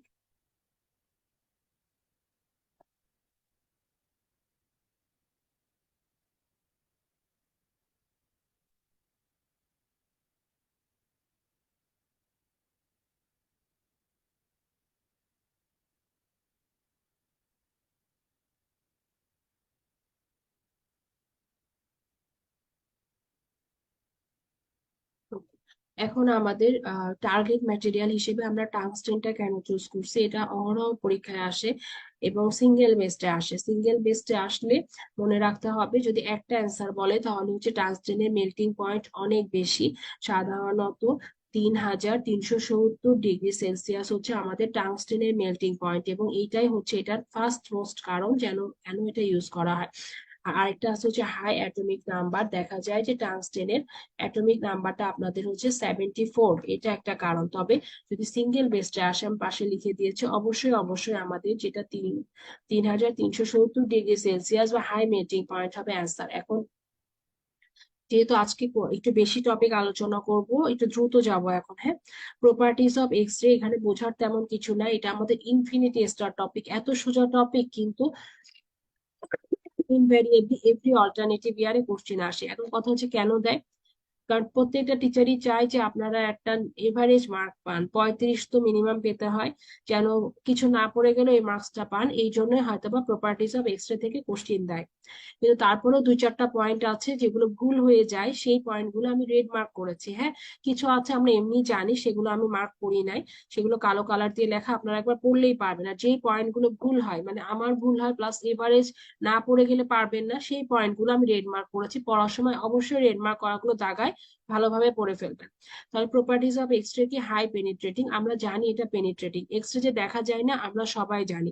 এখন আমাদের কি মনে রাখতে হবে, এটা একটা ইলেকট্রোম্যাগনেটিক রেডিয়েশন, আর এটা ওয়েভ আর পার্টিকেল দুইটা হিসেবেই বিহেভ করে। আর আরেকটা জিনিস হচ্ছে, এক্সরে কিন্তু চার্জ নেয়, এটা আমরা জানি, ইলেকট্রিক্যালি নিউট্রাল। কিন্তু আমাদের যেটা মনে রাখতে হবে সেটা হচ্ছে যে ইলেকট্রিক্যালি নিউট্রাল বলে এরা can not be deflected by electric or magnetic field। একবার একটা এমসিকিউ এসেছে যে they can be deflected by electric and magnetic field, অবশ্যই ফলস হবে, কারণ ইলেকট্রিক বা ম্যাগনেটিক ফিল্ড এটাকে ডিফ্লেট করতে পারবে না। আর আরেকটা হচ্ছে এরা পলি এনার্জেটিক বা হেটেরোজেনাস, এটা আমরা দেখলাম একটু আগে, 25 to 120 কিলো ভোল্টেজ পর্যন্ত এনার্জি থাকবে। হ্যাঁ, এখন একটা জিনিস হচ্ছে কেভিপি আর কিলো ইলেকট্রন ভোল্ট, এই দুটার মধ্যে পার্থক্য কি, কেভিপি বোঝা যায় মেশিনের এনার্জি, আর কিলো ইলেকট্রন ভোল্টটা দিয়ে বোঝায় ইলেকট্রনের এনার্জি। ঠিক আছে, তাহলে 25 থেকে 120 কেভিপি পর্যন্ত এদের এনার্জি হতে পারে। ঠিক আছে, আরেকটা হচ্ছে liberate minimum amount of energy on passing through a matter. যদি বলে liberate high amount of energy, অবশ্যই ফলস হবে, খুবই সামান্য, sorry, high amount of heat, মানে লিবারেট করবে এরা খুব কম হিট তৈরি করবে, কোনো একটা ম্যাটেরিয়ালের ভেতর দিয়ে পাস করার সময় এরা খুব কম অ্যামাউন্টে হিট তৈরি করবে। এখন এক্সট্রা প্রোডাকশনে হিট তৈরি হয় বেশি, এটার সাথে এটাকে গুলানো যাবে না বা মিশানো যাবে না। কেন, কারণ আপনি তো আপনার বডির এক্সরে করেন, বা দেখা যায় চেস্ট এক্সরে করি, এক্সরে করা হয়নি এরকম লোক কমই আছে। আমরা কি এক্সরে করার পর বডি গরম হয়ে যায়, বা যে পার্টস এর এক্সরে করি সেটা গরম হয়ে যায়? হয় না। কেন, কারণ হচ্ছে খুবই সামান্য পরিমাণে হিট তৈরি হয়, এটা যখন বডি দিয়ে পাস করে তখন। আর একটা জিনিস হচ্ছে আমাদের travel ordinarily in straight line, এটা আমরা সবাই জানি। আর হচ্ছে এটার স্পিডটা সেম অ্যাজ লাইট। হ্যাঁ, more than light, less than light, অবশ্যই ফলস হবে। লাইটের স্পিডটা কত এটা মুখস্থ করে নিব। আর আয়োনাইজ গ্যাসেস ইনডাইরেক্টলি, যদি ডিরেক্টলি বলে অবশ্যই অবশ্যই ফলস হবে। কেন ডিরেক্টলি হবে না, কারণ আমরা জানি নন পার্টিকুলেট রেডিয়েশন গুলো আমাদের হচ্ছে ইনডাইরেক্টলি আয়োনাইজ করে, আর ফ্লুরোসেন্স করতে পারে এরা, আর এরা can not be focused by lens, খুবই ইম্পর্টেন্ট। স্ট্রিমে অহরহ দিয়ে দিবে can be focused by lens, অবশ্যই ফলস দিতে হবে তখন। আর ফটোগ্রাফি ফিল্ম তৈরি করে, এটা আমরা সবাই জানি, produce chemical and biological changes. আর এই পয়েন্টগুলো আমরা জানি, সেকেন্ডারি স্ক্যাটার্ড রেডিয়েশন তৈরি করবে, এগুলো কি জিনিস আমরা পরে আলোচনা করব। বেনিফিশিয়াল হার্মফুল ইফেক্ট আছে, এটা আমরা সবাই জানি। ডায়াগনোসিস থেরাপিউটিক পারপাস ইউজ করা হয়, এটাও আমরা জানি। এখন আমাদের প্রবলেম কি হবে, যে দু চারটা লাইন আছে আমাদের জানতে হবে। যেমন হচ্ছে, এরা অনেক বেশি হাই এনার্জেটিক দেখে এরা হেভি মেটাল দিয়ে অ্যাটেনুয়েটেড হয়। অ্যাটেনুয়েটেড মানে কি, কমে যাওয়া, মানে এটা অ্যাটেনুয়েটেড মানে হচ্ছে অ্যাবজর্পশন হওয়া, আর স্ক্যাটার হওয়ার মানে মাধ্যমে কমে যাওয়া। যেমন এই যে লেড, কনক্রিট, এগুলোর মাধ্যমে এরা হচ্ছে এদের এনার্জিটাকে কমায় নেওয়া যায় বা অ্যাটেনিউয়েট করা যায়, যার জন্য দেখা যায় যে আমাদের ফিল্টার হিসেবে এরা ইউজ করা হয়। এগুলো আমরা পরবর্তীতে যখন আলোচনা করব আপনাদের ক্লিয়ার হয়ে যাবে, এখন জাস্ট আপাতত মুখস্থ করে রাখেন। দে ফলো ইনভার্স স্কোয়ার ল ডিউরিং অ্যাটেনিউয়েশন। ইনভার্স স্কোয়ার ল মানে কি, 1/, মানে ডি ডিস্টেন্সের স্কোয়ারের সাথে ব্যস্তানুপাতিক, ঠিক আছে। ইনভার্স স্কোয়ার লটা ফলো করবে। আর এগুলো আমাদের কিছু জিনিস আছে, এটা ফিল্টার ইউজ করলে মানে হার্ডেন করবে পলি এনার্জেটিক এক্স রে। হার্ডেনিং জিনিসটা কি, হার্ডেনিং মানে হচ্ছে এক্স রেটার এভারেজ এনার্জিটা বেড়ে যাবে, লো এনার্জির ফোটন গুলোকে অ্যাবজর্ব করে এভারেজ এনার্জিটাকে বাড়াই দিবে। এটা আমরা ফিউচারে আলোচনা করব, এখন জাস্ট একবার দেখে রাখবেন পয়েন্টটা। আর আমাদের হচ্ছে এখন দুইটা জিনিস আমাদের জানতে হবে, কোয়ালিটি কি জিনিস, কোয়ান্টিটি কি জিনিস। Quality of X-ray can be defined as the penetrating ability, which in turn determined by their energy. Penetrating ability টা হচ্ছে কোয়ালিটি। কোয়ালিটি মানে কি, যে মানে কোয়ালিটি মানে যেমন ধরেন জিনিসটার কোয়ালিটি ভালো না, ঠিক আছে, কোয়ালিটি মানে বোঝা যাচ্ছে যে জিনিসটার ক্ষমতা কেমন। এক্স রে ক্ষমতা কি বা এক্স রেটা কেমন, এক্স রে ক্ষমতাই হচ্ছে এটা পেনিট্রেশন করার অ্যাবিলিটি। তাহলে যেটা পেনিট্রেটিং অ্যাবিলিটিটাকে ডিফাইন করে হচ্ছে কোয়ালিটি। আর কোয়ান্টিটি মানে কি, কোয়ান্টিটি মানে পরিমাণ, আমরা জানি যেমন চালের কোয়ান্টিটি ধরো 40 মণ, বা হচ্ছে মানে এটার কোয়ান্টিটি কত, জিনিসটার কোয়ান্টিটি কত, কয় কেজি, এরকম বোঝায়। কোয়ান্টিটি মানে হচ্ছে পরিমাণ। ইন্টেন্সিটি মানে এখানেও ঠিক তাই, যে intensity means quantity of radiate energy flowing per second through a unit area of a surface perpendicular to direction of the beam at which at the point, ঠিক আছে, মানে হচ্ছে আমাদের ইন্টেন্সিটিটা দিয়ে কোয়ান্টিটি বোঝায়, মানে কতটুকু রেডিয়েশন বা কতটুকু এনার্জি ফ্লো হচ্ছে পার সেকেন্ডে একটা স্পেসিফিক যে জায়গায় পারপেন্ডিকুলারলি, সেই জিনিসটাকেই বলা হয় ইন্টেন্সিটি। তাহলে ইন্টেন্সিটিটা দিয়ে আমাদের ফ্লোয়িং এনার্জি বা ফ্লোয়িং ইলেকট্রনের পরিমাণটাকে বোঝাচ্ছে পার সেকেন্ডে পারপেন্ডিকুলারলি। আর আমাদের কোয়ালিটি দিয়ে বোঝাচ্ছে কি, এক্স রে পেনিট্রেটিং অ্যাবিলিটি। এখন এক্স রে প্রপার্টিজ থেকে একটা কোশ্চেন আসছে এফসিপিএস এ, যে true about properties of x ray. তাহলে আমরা একবার পড়ে ফেলি। এক্স রে প্রডিউসেস আয়োনাইজেশন, অবশ্যই ট্রু, কারণ এক্স রেটা আয়োনাইজ করে, কিভাবে করে, ইনডিরেক্টলি করে। X ray can not penetrate through substance, অবশ্যই ফলস হবে। কেন, কারণ আমরা জানি এক্স রে সাবস্টেন্স পেনিট্রেট করতে পারে। They travel in straight line with a velocity more than light, এই যে দেখেন অবশ্যই ফলস হবে, কারণ এদের স্পিড সবসময় সেম অ্যাজ লাইট। আর এক্স রে আর ইলেকট্রোম্যাগনেটিক রেডিয়েশন, এটা অবশ্যই ট্রু, এক্স রেটা ইলেকট্রোম্যাগনেটিক রেডিয়েশন। আর they are influenced by electric and magnetic field, দেখছেন এখানেই চলে এসেছে, they are influenced by electric and magnetic field, এটা ফলস হবে। কেন, কারণ হচ্ছে they can not be deflected by electric or magnetic field cause x-rays are electrically neutral, এটা আমরা একটা পয়েন্টে পড়েছি। তাহলে ই নাম্বারটা হবে আমাদের ফলস। তাহলে এখানে আমাদের এ নাম্বারটা হবে ট্রু, এরা আয়োনাইজ করতে পারে। আর এটা হচ্ছে আর আমাদের ডি নাম্বারটা ট্রু, এরা হচ্ছে ইলেকট্রোম্যাগনেটিক রেডিয়েশন। বাকি যা আছে সবই ফলস। কেন, কারণ হচ্ছে পেনিট্রেট করতে পারে সাবস্টেন্স কে এরা, এদের ভেলোসিটি লাইটের সমান, আর এরা হচ্ছে কখনো ইলেকট্রিক বা ম্যাগনেটিক ফিল্ড দিয়ে ইনফ্লুয়েন্স হবে না। আর এই যে এটা আরেকটা কোশ্চেন এসেছে 2021-এ, frequency is smaller than light, অবশ্যই ফলস হবে। Production is increased when kilovolt is increased, এটা ট্রু হবে, কেভিপি বাড়ালে এক্সরে প্রোডাকশন বাড়বে। Production is increased when milliampere is increased, এটাও ট্রু হবে। আর দে আর ট্রান্সভার্স ওয়েভ, এটাও true. They are velocity is equal to light, এটাও হচ্ছে আমাদের ট্রু হবে।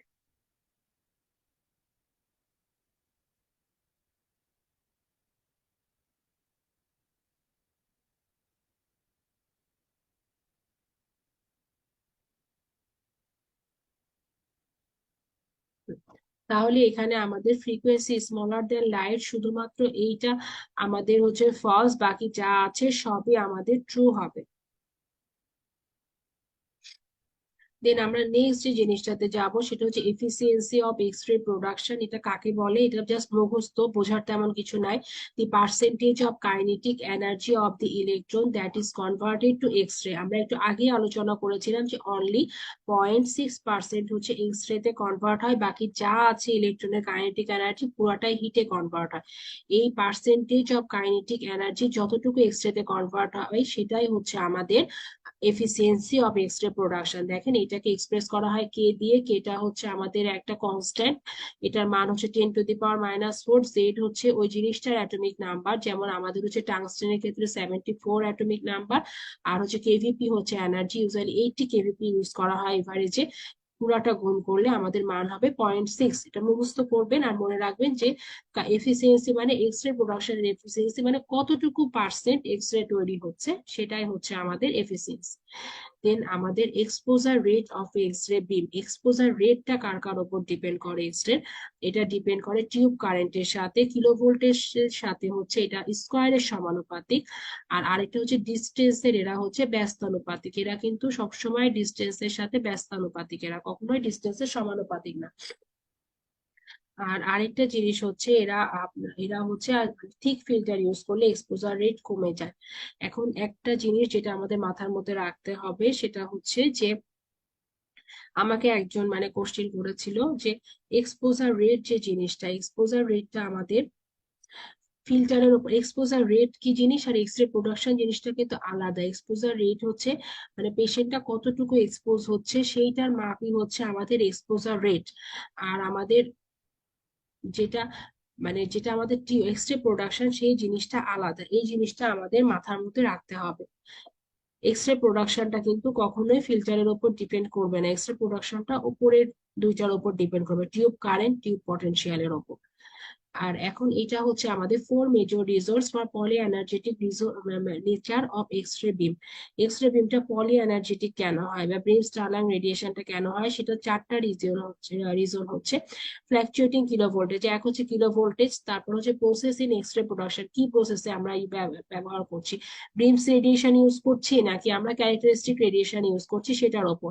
Multiple electron interaction with target atom. Target অ্যাটমটা একটা ইম্পর্টেন্ট পয়েন্ট, কেন? কারণ হচ্ছে যে টার্গেট অ্যাটম বা জেড এর ওপর, অ্যাটমিক নাম্বারের ওপর আমাদের কিন্তু এক্স রে প্রোডাকশনটা ডিপেন্ড করে। আর আরেকটা হচ্ছে of focus radiation. Of focus radiation মানে কি? দেখা যায় যে রেডিয়েশন গুলো বিভিন্ন দিকে ছড়ায় যায় বা স্ক্যাটারিং হয়, সেটাই হচ্ছে আমাদের অফ ফোকাস রেডিয়েশন, জায়গা মতো না পড়লে।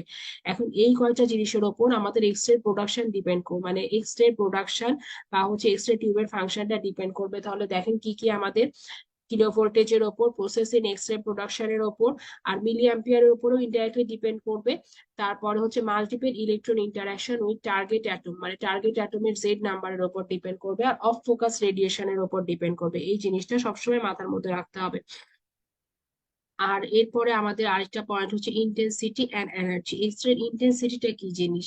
The intensity of an X-ray beam is defined as number of photon in the beam multiplied by energy of each photon। তার মানে হচ্ছে কোন একটা মানে বিমের ভেতরে কতগুলো ফোটন আছে সেইটাকে গুণ করব হচ্ছে প্রতিটা ফোটনের এনার্জি দিয়ে, তাহলে আমরা যেটা পাবো সেটা হবে ইন্টেন্সিটি। টোটালি মুখস্থের জিনিস, মানে আলাদাভাবে বোঝানোর কিছু নাই। দেখেন রোয়েনজে, এটার ইউনিটটা কি রোয়েনজেন পার আওয়ার আর হচ্ছে কুলম পার কেজি। আর ইন্টেন্সিটিটা কার কার উপর ডিপেন্ড করে? এই যে টিউবের ওপর, জেড অ্যাটমিক নাম্বারের ওপর, টিউব পটেনশিয়ালের ওপর, আর টিউব কারেন্টের ওপর। এখন দেখেন কার কার সাথে সমানুপাতিক, একবার জাস্ট দেখে নেবেন। আর সবসময় মনে রাখতে হবে যে আমাদের ভোল্টেজের কিন্তু স্কোয়ারের সমানুপাতিক হয়, ঠিক আছে? তাহলে এই জিনিসটা energy of X ray photon on the depends on the tube potential, আর এনার্জিটা টার্গেটের উপরও ডিপেন্ড করে। এই স্লাইডটা কিন্তু ইম্পর্টেন্ট, আপনারা অবশ্যই অবশ্যই পড়বেন। আমরা আজ এতক্ষণ ধরে যে স্লাইড গুলো আলোচনা করলাম সবই কিন্তু 3 স্টার ইম্পর্টেন্ট, বলতে গেলে কোনোটাই কম ইম্পর্টেন্ট না 3 স্টারের চেয়ে। আর ইনফিনিটি স্টার ছিল আমাদের বিমস রেডিয়েশন আর ক্যারেক্টারিস্টিক রেডিয়েশন। এখন আমাদের নেক্সট পয়েন্ট হচ্ছে half value layer. Half value layer জিনিসটা কি? হাফ ভ্যালু লেয়ার হচ্ছে, আগে আমরা জানতাম কি হাফ ভ্যালু লেয়ার হচ্ছে কোনো একটা জিনিসের অর্ধেক থিকনেস, কিন্তু এখানে তা না। এখানে হচ্ছে কোনো একটা ম্যাটেরিয়ালের যে থিকনেসটা আমাদের যে রেডিয়েশনটা আসছে বা যে এক্সরেটা আসছে সেটাকে হাফে কনভার্ট করবে, সেটাই হচ্ছে আমাদের আহ সেটাই হচ্ছে আমাদের হাফ ভ্যালু লেয়ার। ঠিক আছে, মানে রেডিয়েশনটাকে হাফ করবে। যেমন এই যে দেখেন, absorber thickness that reduces the beam intensity or X ray. হ্যাঁ, এখানে আমরা সোজা ভাষায় এক্স রে বলি, এক্স রেটাকে এক্স্যাক্টলি হাফ তৈরি করবে। ঠিক আছে, এটার ইউনিটটা কি, হাফ ভ্যালু লেয়ারের ইউনিট আর থিকনেস এর ইউনিট একই। ঠিক আছে, মানে নর্মালি যে ইউনিট দিয়ে আমরা থিকনেস মাপি সেটা আর হাফ ভ্যালু লেয়ারের একই। আর এখান থেকে এই ইকুয়েশনটা আমরা মনে রাখবো যে এক্স হাফ মানে হচ্ছে আমাদের half value layer equal to 0.693 by হচ্ছে নিউ। নিউটা কি, নিউটা হচ্ছে লিনিয়ার অ্যাটেনুয়েশন কোএফিসিয়েন্ট, এটা আমরা পরবর্তীতে আলোচনা করব। ঠিক আছে, আর আরেকটা জিনিস মনে রাখতে হবে, হাফ ভ্যালু লেয়ার বেশি মানে হচ্ছে আমাদের পেনিট্রেটিং অ্যাবিলিটিটা বেশি আর লো অ্যাটেনুয়েশন কোএফিসিয়েন্ট। এগুলো আমরা যখন সামনে আলোচনা করব আমাদের ক্লিয়ার হবে। আপাতত এই স্লাইড থেকে জাস্ট এই ইকুয়েশনটা মনে রাখবো আমরা, তাহলেই হবে। আর হাফ ভ্যালু লেয়ার বেশি মানে কি, পেনিট্রেশন অ্যাবিলিটি বেশি আর মোর পেনিট্রেটিং বিম। আর আরেকটা হচ্ছে আমাদের লোয়ার অ্যাটেনুয়েশন কোএফিসিয়েন্ট। আর আরেকটা ইম্পর্টেন্ট জিনিস হচ্ছে, আমাদের ইনভ্যারিয়েবলি পরীক্ষায় আসে, মানে একটা ম্যাথ আসছে গত 2বার দেখলাম, যে সেটা হচ্ছে যে আমাদের 3 half value layer means 1 half value layer means, একটা জিনিস মাথার মধ্যে রাখতে হবে, হাফ মানে 3 হাফ ভ্যালু লেয়ার রিডিউসেস মানে প্রাইমারি রেডিয়েশন। একটা জিনিস মাথায় রাখবো আমরা যে মানে আমাদের 1 হাফ ভ্যালু লেয়ার বা হাফ ভ্যালু লেয়ারের ডেফিনেশন অনুযায়ী কি, যে মানে রেডিয়েশনটাকে একটা হাফ ভ্যালু লেয়ার রেডিয়েশনটাকে হাফে কনভার্ট করে, তাহলে দুইটা হাফ ভ্যালু লেয়ার রেডিয়েশনটাকে কিসে কনভার্ট করবে, তাহলে আমরা হচ্ছে মানে দুইটা হাফ যদি যোগ করি মানে আমরা দুইটা হাফ ভ্যালু লেয়ার রেডিয়েশনটাকে 1/4 কনভার্ট করবে। হ্যাঁ, তাহলে আমাদের তিনটা হাফ ভ্যালু লেয়ার রেডিয়েশনটাকে কিসে কনভার্ট করবে, যদি এরকম কোশ্চেন আসে তখন আমাদের যে হাফ ভ্যালু লেয়ারের আগে যে মানটা থাকবে সেটাকে এন ধরে আমরা হচ্ছে have to the power N দিয়ে আমরা হচ্ছে অ্যান্সারটা করে ফেলবো। ঠিক আছে, এনটা হচ্ছে এনি নাম্বার। আমি এটা একটা ম্যাথ দিয়ে বোঝাচ্ছি, যেমন আমাদের একবার কোশ্চেন এসেছিল, 3 half value layer of X ray beam will decrease the intensity of X ray or gamma রেটাকে কতটুকু ইন্টেন্সিটি কমাবে। এটা মনে রাখার উপায় হচ্ছে কি,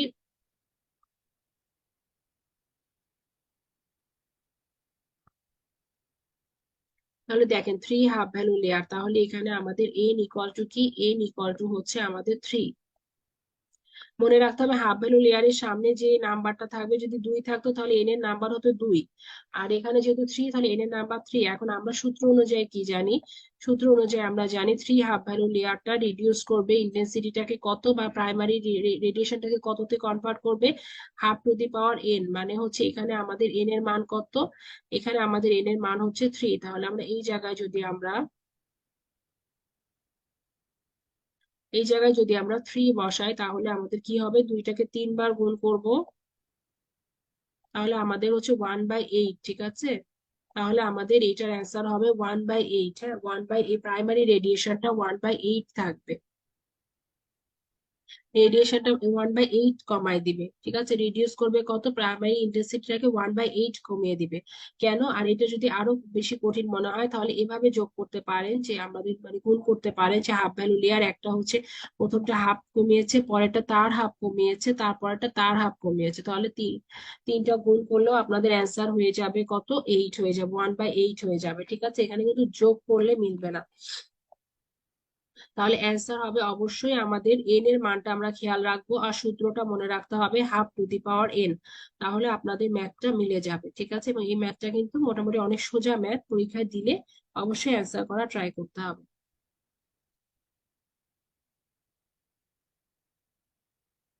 তাহলে 1/8 হবে অ্যান্সার।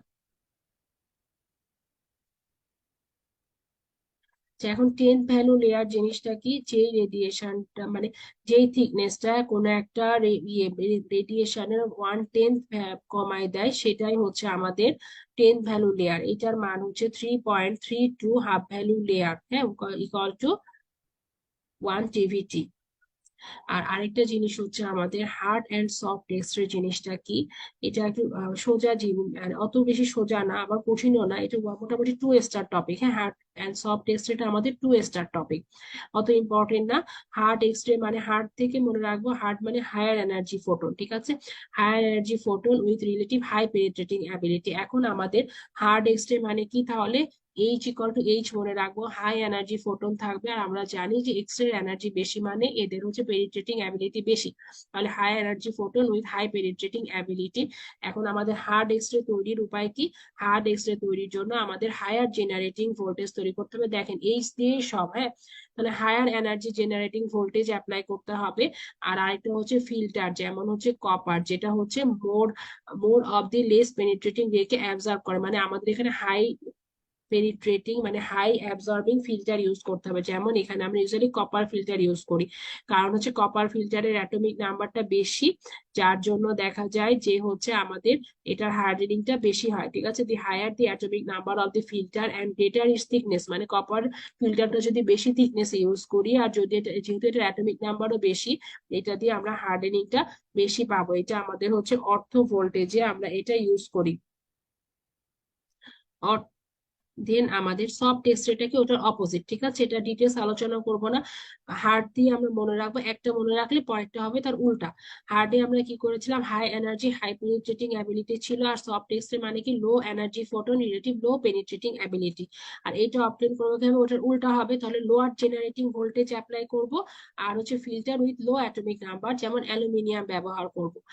এখন আরেকটা টপিক আলোচনা করব, এই টপিকটা আসলে 1 স্টার দিব বা রিডিং এর মধ্যে ফেলতে পারেন আপনারা, কারণ হচ্ছে যে এই টপিকটা টোটালি নতুন সিলেবাসে অ্যাড হয়েছে, এই পর্যন্ত কখনো কোশ্চেন আসেনি, প্লাস আমি একাধিক বই থেকে রিডিং দিয়ে দেখেছি যথেষ্ট কঠিন, এবং মানে আসার পসিবিলিটি খুবই কম, কারণ এত পড়ে পড়ে স্যাররা নিশ্চয়ই কোশ্চেন করতে যাবে না, টপিকটাও আনকমন, আসার কথা না, বাট তারপরেও যেহেতু নিউ সিলেবাসে অ্যাড করা হয়েছে, যার জন্য আমি আপনাদেরকে একবার আলোচনা করে দিচ্ছি, যতটুকু লেখা আছে আমার স্লাইডে অতটুকু দেখতে পারেন। আর কনসেপ্ট ক্লিয়ার করতে চাইলে ক্রিস্টেনসেনের 20 আর 21 নাম্বার পেজে আপনারা দেখতে পারেন, চ্যাপ্টার 2 এ টিউব রেটিং চার্ট নামে একটা টপিক আছে, টিউব রেটিং চার্ট নামে চ্যাপ্টার 2 এ, ওইখান থেকে আপনারা দেখে নেবেন। যদি বইয়ের নিউ এডিশন হয়ে থাকে আপনাদের, আমারটা পুরাতন এডিশন ক্রিস্টেনসেনের, সেক্ষেত্রে একবার পেজ নাম্বার না মিললেও চ্যাপ্টার 2 এর টিউব রেটিং চার্টটা একবার দেখতে পারেন, যদি আপনারা এক্সট্রা টিউব লোডিংটা বুঝতে চান ডিটেলসে। আর এখানে আমি শর্টকাটে যতটুকু লাগবে আমি নিয়ে আসছি, তবে বেশি প্রেশার দেওয়ার দরকার নেই, কঠিন মনে হলে এই টপিকটা না দেখেও চলে যেতে পারেন, সমস্যা নেই। এক্সরে টিউব লোডিং এর প্যারামিটারস হচ্ছে আমাদের হিট ইউনিট, ওয়াট সেকেন্ড আর জুল, আর হচ্ছে kilowatt rating. Kilowatt রেটিংটাই হচ্ছে পাওয়ার রেটিং, পাওয়ার রেটিং নামে একটা টপিকে দিয়ে দিয়েছে নিউ সিলেবাসে। এখন আমাদের টিউব রেটিং বা হচ্ছে আমাদের এক্সরে টিউব লোডিং জিনিসটা কেন ইম্পর্টেন্ট, কারণ হচ্ছে এটা ডেফিনেশনটা থেকেই বোঝা যাবে যে tube rating define input parameter, যেমন kilovolt milliampere exposure, kilovolt milliampere exposure কি পরিমাণ ইউজ করলে আমাদের হচ্ছে মানে এর কোনো এক্সরে টিউবটার কোনো রকম ড্যামেজ হবে না, সেইটাকে বলা হয় হচ্ছে আমাদের টিউব রেটিং। মানে আমরা যেহেতু এক্সরে টিউবটা তো এমন না যে আমরা একবার ইউজ করে ফেলে দিব, আমরা বারবার ইউজ করব, তাহলে আমাদের হচ্ছে ইনপুট প্যারামিটারস গুলোকে একটা স্পেসিফিক রেঞ্জের মধ্যে রেখে টিউবটাকে কোনো মানে উইথাউট ড্যামেজে অপারেট করাটাই হচ্ছে আমাদের টিউব রেটিং। টিউব রেটিং এর উদ্দেশ্য কি তাহলে, আমাদের টিউবটা যেন কোনো ড্যামেজ না হয়, এই জন্য প্যারামিটারস গুলোকে কন্ট্রোল করে ইউজ করা।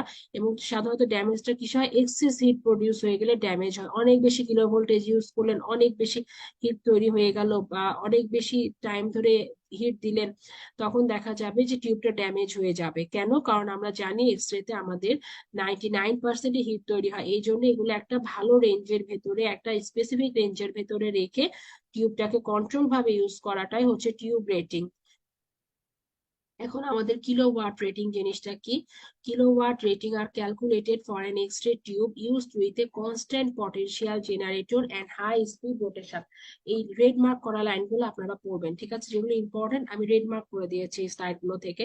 সাধারণত কিলোওয়াট রেটিং গুলো কোন জেনারেটরের ক্ষেত্রে ইউজ করা হয়, যেগুলো একটা কনস্ট্যান্ট পটেনশিয়াল মানে একটা কনস্ট্যান্ট কিলো ভোল্টেজে কাজ করছে, আর রোটেশনটা হচ্ছে হাই স্পিডে। এখন এই টিউব কারেন্ট মানে x-ray tube rating is the maximum allowable kilowatt in 0.1 second. এখন এই কিলোওয়াটটাকে আমরা মেজার করবো কত টাইমের ভেতরে? 0.1 সেকেন্ডের ভেতরে। এখন পাওয়ার বা কিলোওয়াটের মেজারমেন্ট হচ্ছে কেভিপি ইন্টু মিলি অ্যাম্পিয়ার। একটা জিনিস মাথার মধ্যে রাখতে হবে যে এখানে কিন্তু আমরা মিলি অ্যাম্পিয়ার ইউজ করব, কিন্তু একটু পরে আমরা হিট ইউনিট পড়বো। হিট ইউনিটের ক্ষেত্রে আমরা ইউজ করেছি কি মিলি অ্যাম্পিয়ার সেকেন্ড। এখন কথা হচ্ছে যে আমরা পাওয়ারের ক্ষেত্রে কেন এই জিনিসটা কিন্তু ইম্পর্টেন্ট, যদি বাই এমসিকিউ আসলে এরকম দিয়ে দিবে milli ampere second is used in power বা কিলোওয়াট রেটিং, তখন অ্যান্সার হবে ফলস। কেন? কারণ হচ্ছে পাওয়ার রেটিংটা যেটা সেটা তো আমরা পয়েন্ট, এটা ডেফিনেশনে 0.1 সেকেন্ড আছে, যার জন্য আমরা হচ্ছে মানে আমাদের যে ইকুয়েশনে মিলি অ্যাম্পিয়ার আসবে, সেকেন্ডটা এক্সট্রা ভাবে আর আসবে না। আর সাধারণত এটা রেঞ্জ কত? এটা রেঞ্জ হচ্ছে 2 to 10, 2 to 100 কিলোওয়াট। ঠিক আছে।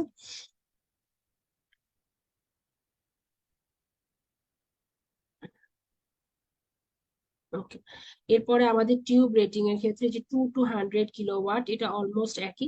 এবং এই জিনিসটা সাধারণত কিসের উপর ডিপেন্ড করে? ফোকাল স্পট সাইজের উপর ডিপেন্ড করে। একটা জিনিস মাথার মধ্যে রাখতে হবে, এক্স রে এর ক্ষেত্রে ফোকাল স্পট সাইজটা ইম্পর্টেন্ট। আবার হিটটাকে ছড়াই দেওয়ার জন্য ফোকাল স্পট সাইজটা ইম্পর্টেন্ট। কেন? কারণ হচ্ছে যে ফোকাল স্পটেই দেখেন সব ইলেকট্রন গুলো যে কিন্তু ফোকাল স্পটে বাট টার্গেটে আঘাত করছিল। এখন ফোকাল স্পটের সাইজটা যদি বড় হয় তাহলে দেখা যাবে যে আমাদের যে হচ্ছে মানে যে আমাদের হিটটা তৈরি হচ্ছিল সেটা বেশি এরিয়া জুড়ে ছড়াই যাবে এবং টিউবটা হিটটা টলারেট করার ক্ষমতাটা বেড়ে যাবে। দেখেন এই পয়েন্টটা important, doubling the focal spot size increases the tube rating by 3। মানে ডাবল করলে, ফোকাল স্পট সাইজ ডাবল করলে টিউব রেটিং বা টিউবের টলারেট করার ক্যাপাসিটিটা 3 গুণ বেশি বেড়ে যায়। আর কোন কোন ফ্যাক্টরের উপর পাওয়ার রেটিং ডিপেন্ড করে? সেটা হচ্ছে আমাদের টিউবের অ্যানোড অ্যাঙ্গেল, অ্যানোডের rotation speed, kilovolt wave for heating, cooling curve of the anode body and heat capacity of the tube housing. এগুলো একবার পড়ে নিবেন জাস্ট। আর এই পয়েন্টগুলো পুরোটাই রিডিং, এখান থেকে জাস্ট দুই একটা লাইন আমি বলি আপনাদের, একবার জাস্ট দেখে রাখেন। যেমন রোটেটিং অ্যানোড ইউজ করলে কি হবে? হিটটা ভালোভাবে ছড়াই যাবে, মানে হচ্ছে হিটের বেশি একটা ক্ষতি হবে না, রোটেটিং অ্যানোড ইউজ করা ভালো। আর হচ্ছে আমাদের কনস্ট্যান্ট ইলেকট্রিক পটেনশিয়াল ইউজ করলে ভালো হয়, মানে এক একবার এক এক প্রকারের ইলেকট্রিক পটেনশিয়াল বা কিলোভোল্ট অ্যাপ্লাই করতে থাকলে মেশিনটাতে বিভিন্ন সময় বিভিন্ন হিট তৈরি হয়ে ক্ষতি হয়। এই জন্য আমরা একটা কনস্ট্যান্ট ইলেকট্রিক পটেনশিয়াল অ্যালাউ করলে আমাদের হচ্ছে টিউব রেটিং বা হচ্ছে মেশিনের ড্যামেজটা কম হবে, টিউব রেটিংটা ভালো থাকবে। আর হচ্ছে অ্যানোডের বডিটাকে ঠান্ডা হওয়ার জন্য টাইম দিতে হবে, একবার ইউজ করার পর সাথে সাথে আবার এক্সট্রা তৈরি করলাম সেটা করা যাবে না, এটাকে একটু টাইম দিতে হবে কুলিং এর জন্য। আর আরেকটা জিনিস মনে রাখতে হবে যে অ্যানোডের নিজের কুলিং এর চেয়ে কিন্তু যেটা টিউব হাউজিং এর সাথে যদি একটা মানে এয়ার কুলার সিস্টেম বা একটা ফ্যান সিস্টেম অ্যাটাচ করা থাকে, মানে বাতাস দিয়েও ঠান্ডা করছে বাইরে থেকে, তাহলে কিন্তু কুলিংটা ভালো হবে। এই পয়েন্টগুলো একবার রিডিং দিলেই মনে থাকবে এগুলো। আর আর এটা একটা ইম্পর্টেন্ট জিনিস, সেটা হচ্ছে আমাদের হিট ইউনিট বা thermal capacity of N anode, মানে কতটুকু হিট সহ্য করতে পারবে বা কতটুকু হিট পর্যন্ত টিউবটা ড্যামেজ হবে না, সেটা ডিপেন্ড করে কার উপর? হিট ইউনিটের ওপর। এখন সিঙ্গেল ফেজ অপারেশনের জন্য heat unit equal to kilovolt into milli ampere into time, হ্যাঁ, ইন সেকেন্ড। এই পয়েন্টটা হচ্ছে সবচেয়ে বেশি ইম্পর্টেন্ট, এই ইকুয়েশনটা মুখস্থ করতে হবে। যদি kilovolt into milli ampere second থাকতো তাহলেও ট্রু থাকতো, কেন? কারণ মিলি অ্যাম্পিয়ারের সাথে সেকেন্ড গুণ করা হয়েছে। এখন আমাদের আরেকটা জিনিস যেটা মাথার মধ্যে রাখতে হবে সেটা হচ্ছে যে একাধিক ইকুয়েশন দেখিয়েছে, যেমন 3 ফেজ সার্কিটের ক্ষেত্রে যদি 6 পালস অপারেশন ইউজ করা হয় তাহলে এই ইকুয়েশনটাকে 1.35 দিয়ে গুণ করব। আর যদি আমরা 12 পালস সিস্টেম ইউজ করি তাহলে আমরা 1.41 দিয়ে গুণ করব। আমাদের কাজ হচ্ছে এই ইকুয়েশন গুলো দেখে রাখা একবার, এটা মুখস্থ করার মতো কিছু নাই, শুধু এই পোর্শনটুকু মুখস্থ করলে আমার মনে হয় যে হয়ে যাবে। বাকি খালি এই দুটা মান আপনারা মনে রাখবেন। আর আরেকটা জিনিস হচ্ছে ডায়াগনস্টিক টিউবের ক্ষেত্রে সাধারণত থার্মাল ক্যাপাসিটিটা 70,000 হিট ইউনিট থেকে শুরু করে 4 লাখ হিট ইউনিট পর্যন্ত হতে পারে। এই এই এই স্লাইডটা আবার ইম্পর্টেন্ট, থার্মাল ক্যাপাসিটিটা কার কার উপর ডিপেন্ড করে বা হিট ইউনিটটা কার কার উপর ডিপেন্ড করে, এটা হচ্ছে কি টাইপের রেক্টিফিকেশন ইউজ করা হচ্ছে, পাওয়ার সাপ্লাইয়ের উপর ডিপেন্ড করবে। সারফেস এরিয়া অফ টার্গেটের কি কির উপর ডিপেন্ড করে, এটা আমি আগেও রিডিং দিয়েছি, একবার জাস্ট দেখে নেবেন আপনারা। লেন্থ অফ এক্সপোজার, কতক্ষণ ধরে এক্সপোজ করছেন তার উপর ডিপেন্ড করবে। আর এই পয়েন্টটা মনে রাখবেন, এগুলো সব ছাড়া ছাড়া পয়েন্ট, আমি কয়েকটা বই পড়ে এক জায়গায় নিয়ে আসছি আপনাদের জন্য। এবং মোটামুটি এরপরে এখান থেকে আসলে এর বাইরে থেকে কোশ্চেন আসার কথা না, এই লাইনটা আলাদা totally. Heat loss by radiation is proportional to the fourth power of the temperature. আর এই জিনিসটা ইম্পর্টেন্ট, এই স্লাইডটা আবার ইম্পর্টেন্ট। এতক্ষণ ধরে যা আলোচনা করলাম তার মধ্যে মোটামুটি এই স্লাইডটা ইম্পর্টেন্ট, যে থার্মাল ক্যাপাসিটিটাকে কিভাবে ইমপ্রুভ করবো বা কুলিং সিস্টেমটা কিসের উপর ডিপেন্ড করে। অ্যানোডের মাসটা যদি বাড়াই দিই, তাহলে আবার হচ্ছে আমরা যদি ইউজ অফ রেনিয়াম টাংস্টেন মলিবডেন, আমি ইনস্টিটিউট অফ পিওর টাংস্টেনের জায়গায় যদি আমরা রেনিয়াম টাংস্টেন মলিবডেনাম একসাথে ইউজ করি, তাহলে দেখা যাবে যে ঠান্ডা তাড়াতাড়ি হবে। আর একটা অয়েল তেল ব্যবহার করা হয়, ঠিক আছে, এক্সট্রা টিউবের চারিদিকে অয়েল বা ইনসুলেটর ব্যবহার করা হয়। ফোর্সড অয়েল সার্কুলেটিং সিস্টেম, না মনে থাকলে শুধুমাত্র অয়েল বা তেল মনে রাখবো। আর এই যে একটা স্মল ফ্যান আউটসাইড দি টিউব হাউসিং, যেটা একটু আগে বললাম যে টিউব হাউসের বাইরে আমরা একটা ফ্যান ইউজ করেও এটাকে কুল করতে পারি। তাহলে এই হচ্ছে মোটামুটি আমাদের এক্সরে প্রোডাকশন রিলেটেড পড়াশোনা। আর এই পড়াটা আমরা কোথা থেকে পাবো, এটা হচ্ছে আমাদের ফজলে করিম স্যার বা শারমিন আপুর নোটে, আমাদের হচ্ছে পেজ নাম্বার 1 থেকে 1।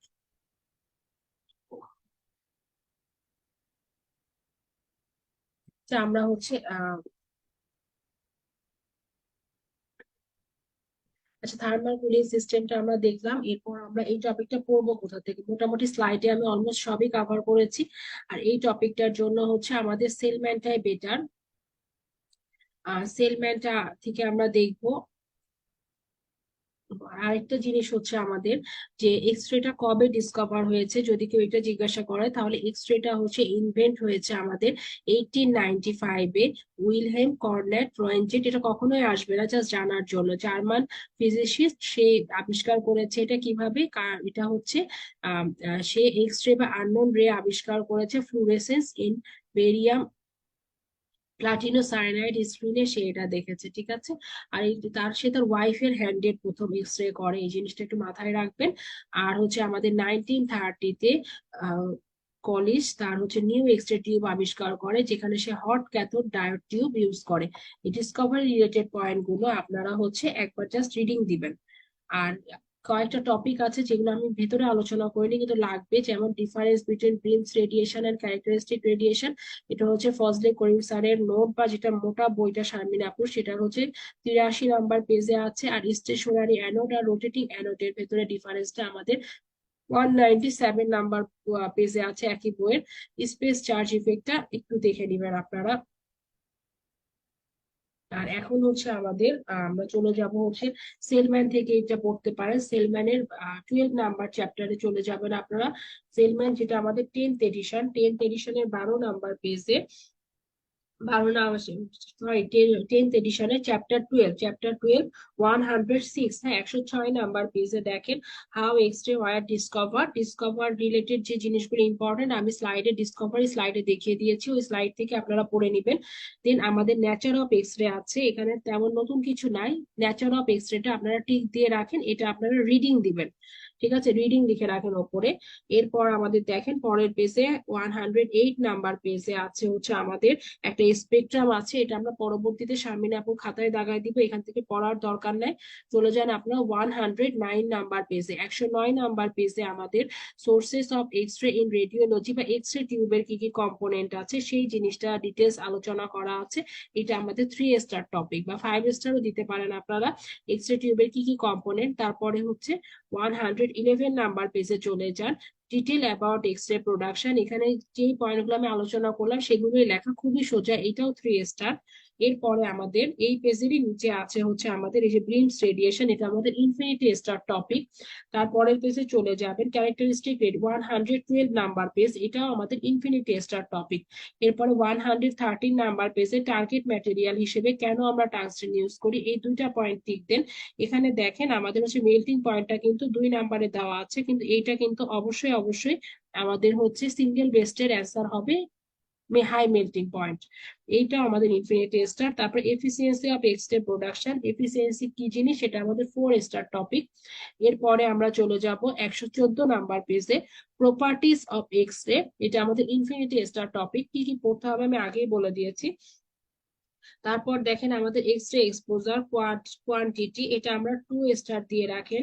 কতটুকু পড়তে হবে আমি স্লাইডে দেখিয়েছি, চাইলে একবার রিডিং দিতে পারেন কাকে বলে এটা শুধুমাত্র, ঠিক আছে। আর এরপরে চলে যান আপনারা হচ্ছে 115 নাম্বার পেজে, সরাসরি একদম পেজের লাস্টের দিকে চলে যান। দেখেন যে output of an X ray beam may be altered by various factor, মানে এক্স রেটা কার কার উপর ডিপেন্ড করে, টিউব কারেন্টের উপর, tube potential, distance, filtration and target ম্যাটেরিয়ালের উপর এটা ডিপেন্ড করে। এই পয়েন্ট গুলো হচ্ছে আমরা সবগুলো দাগাবো, ঠিক আছে।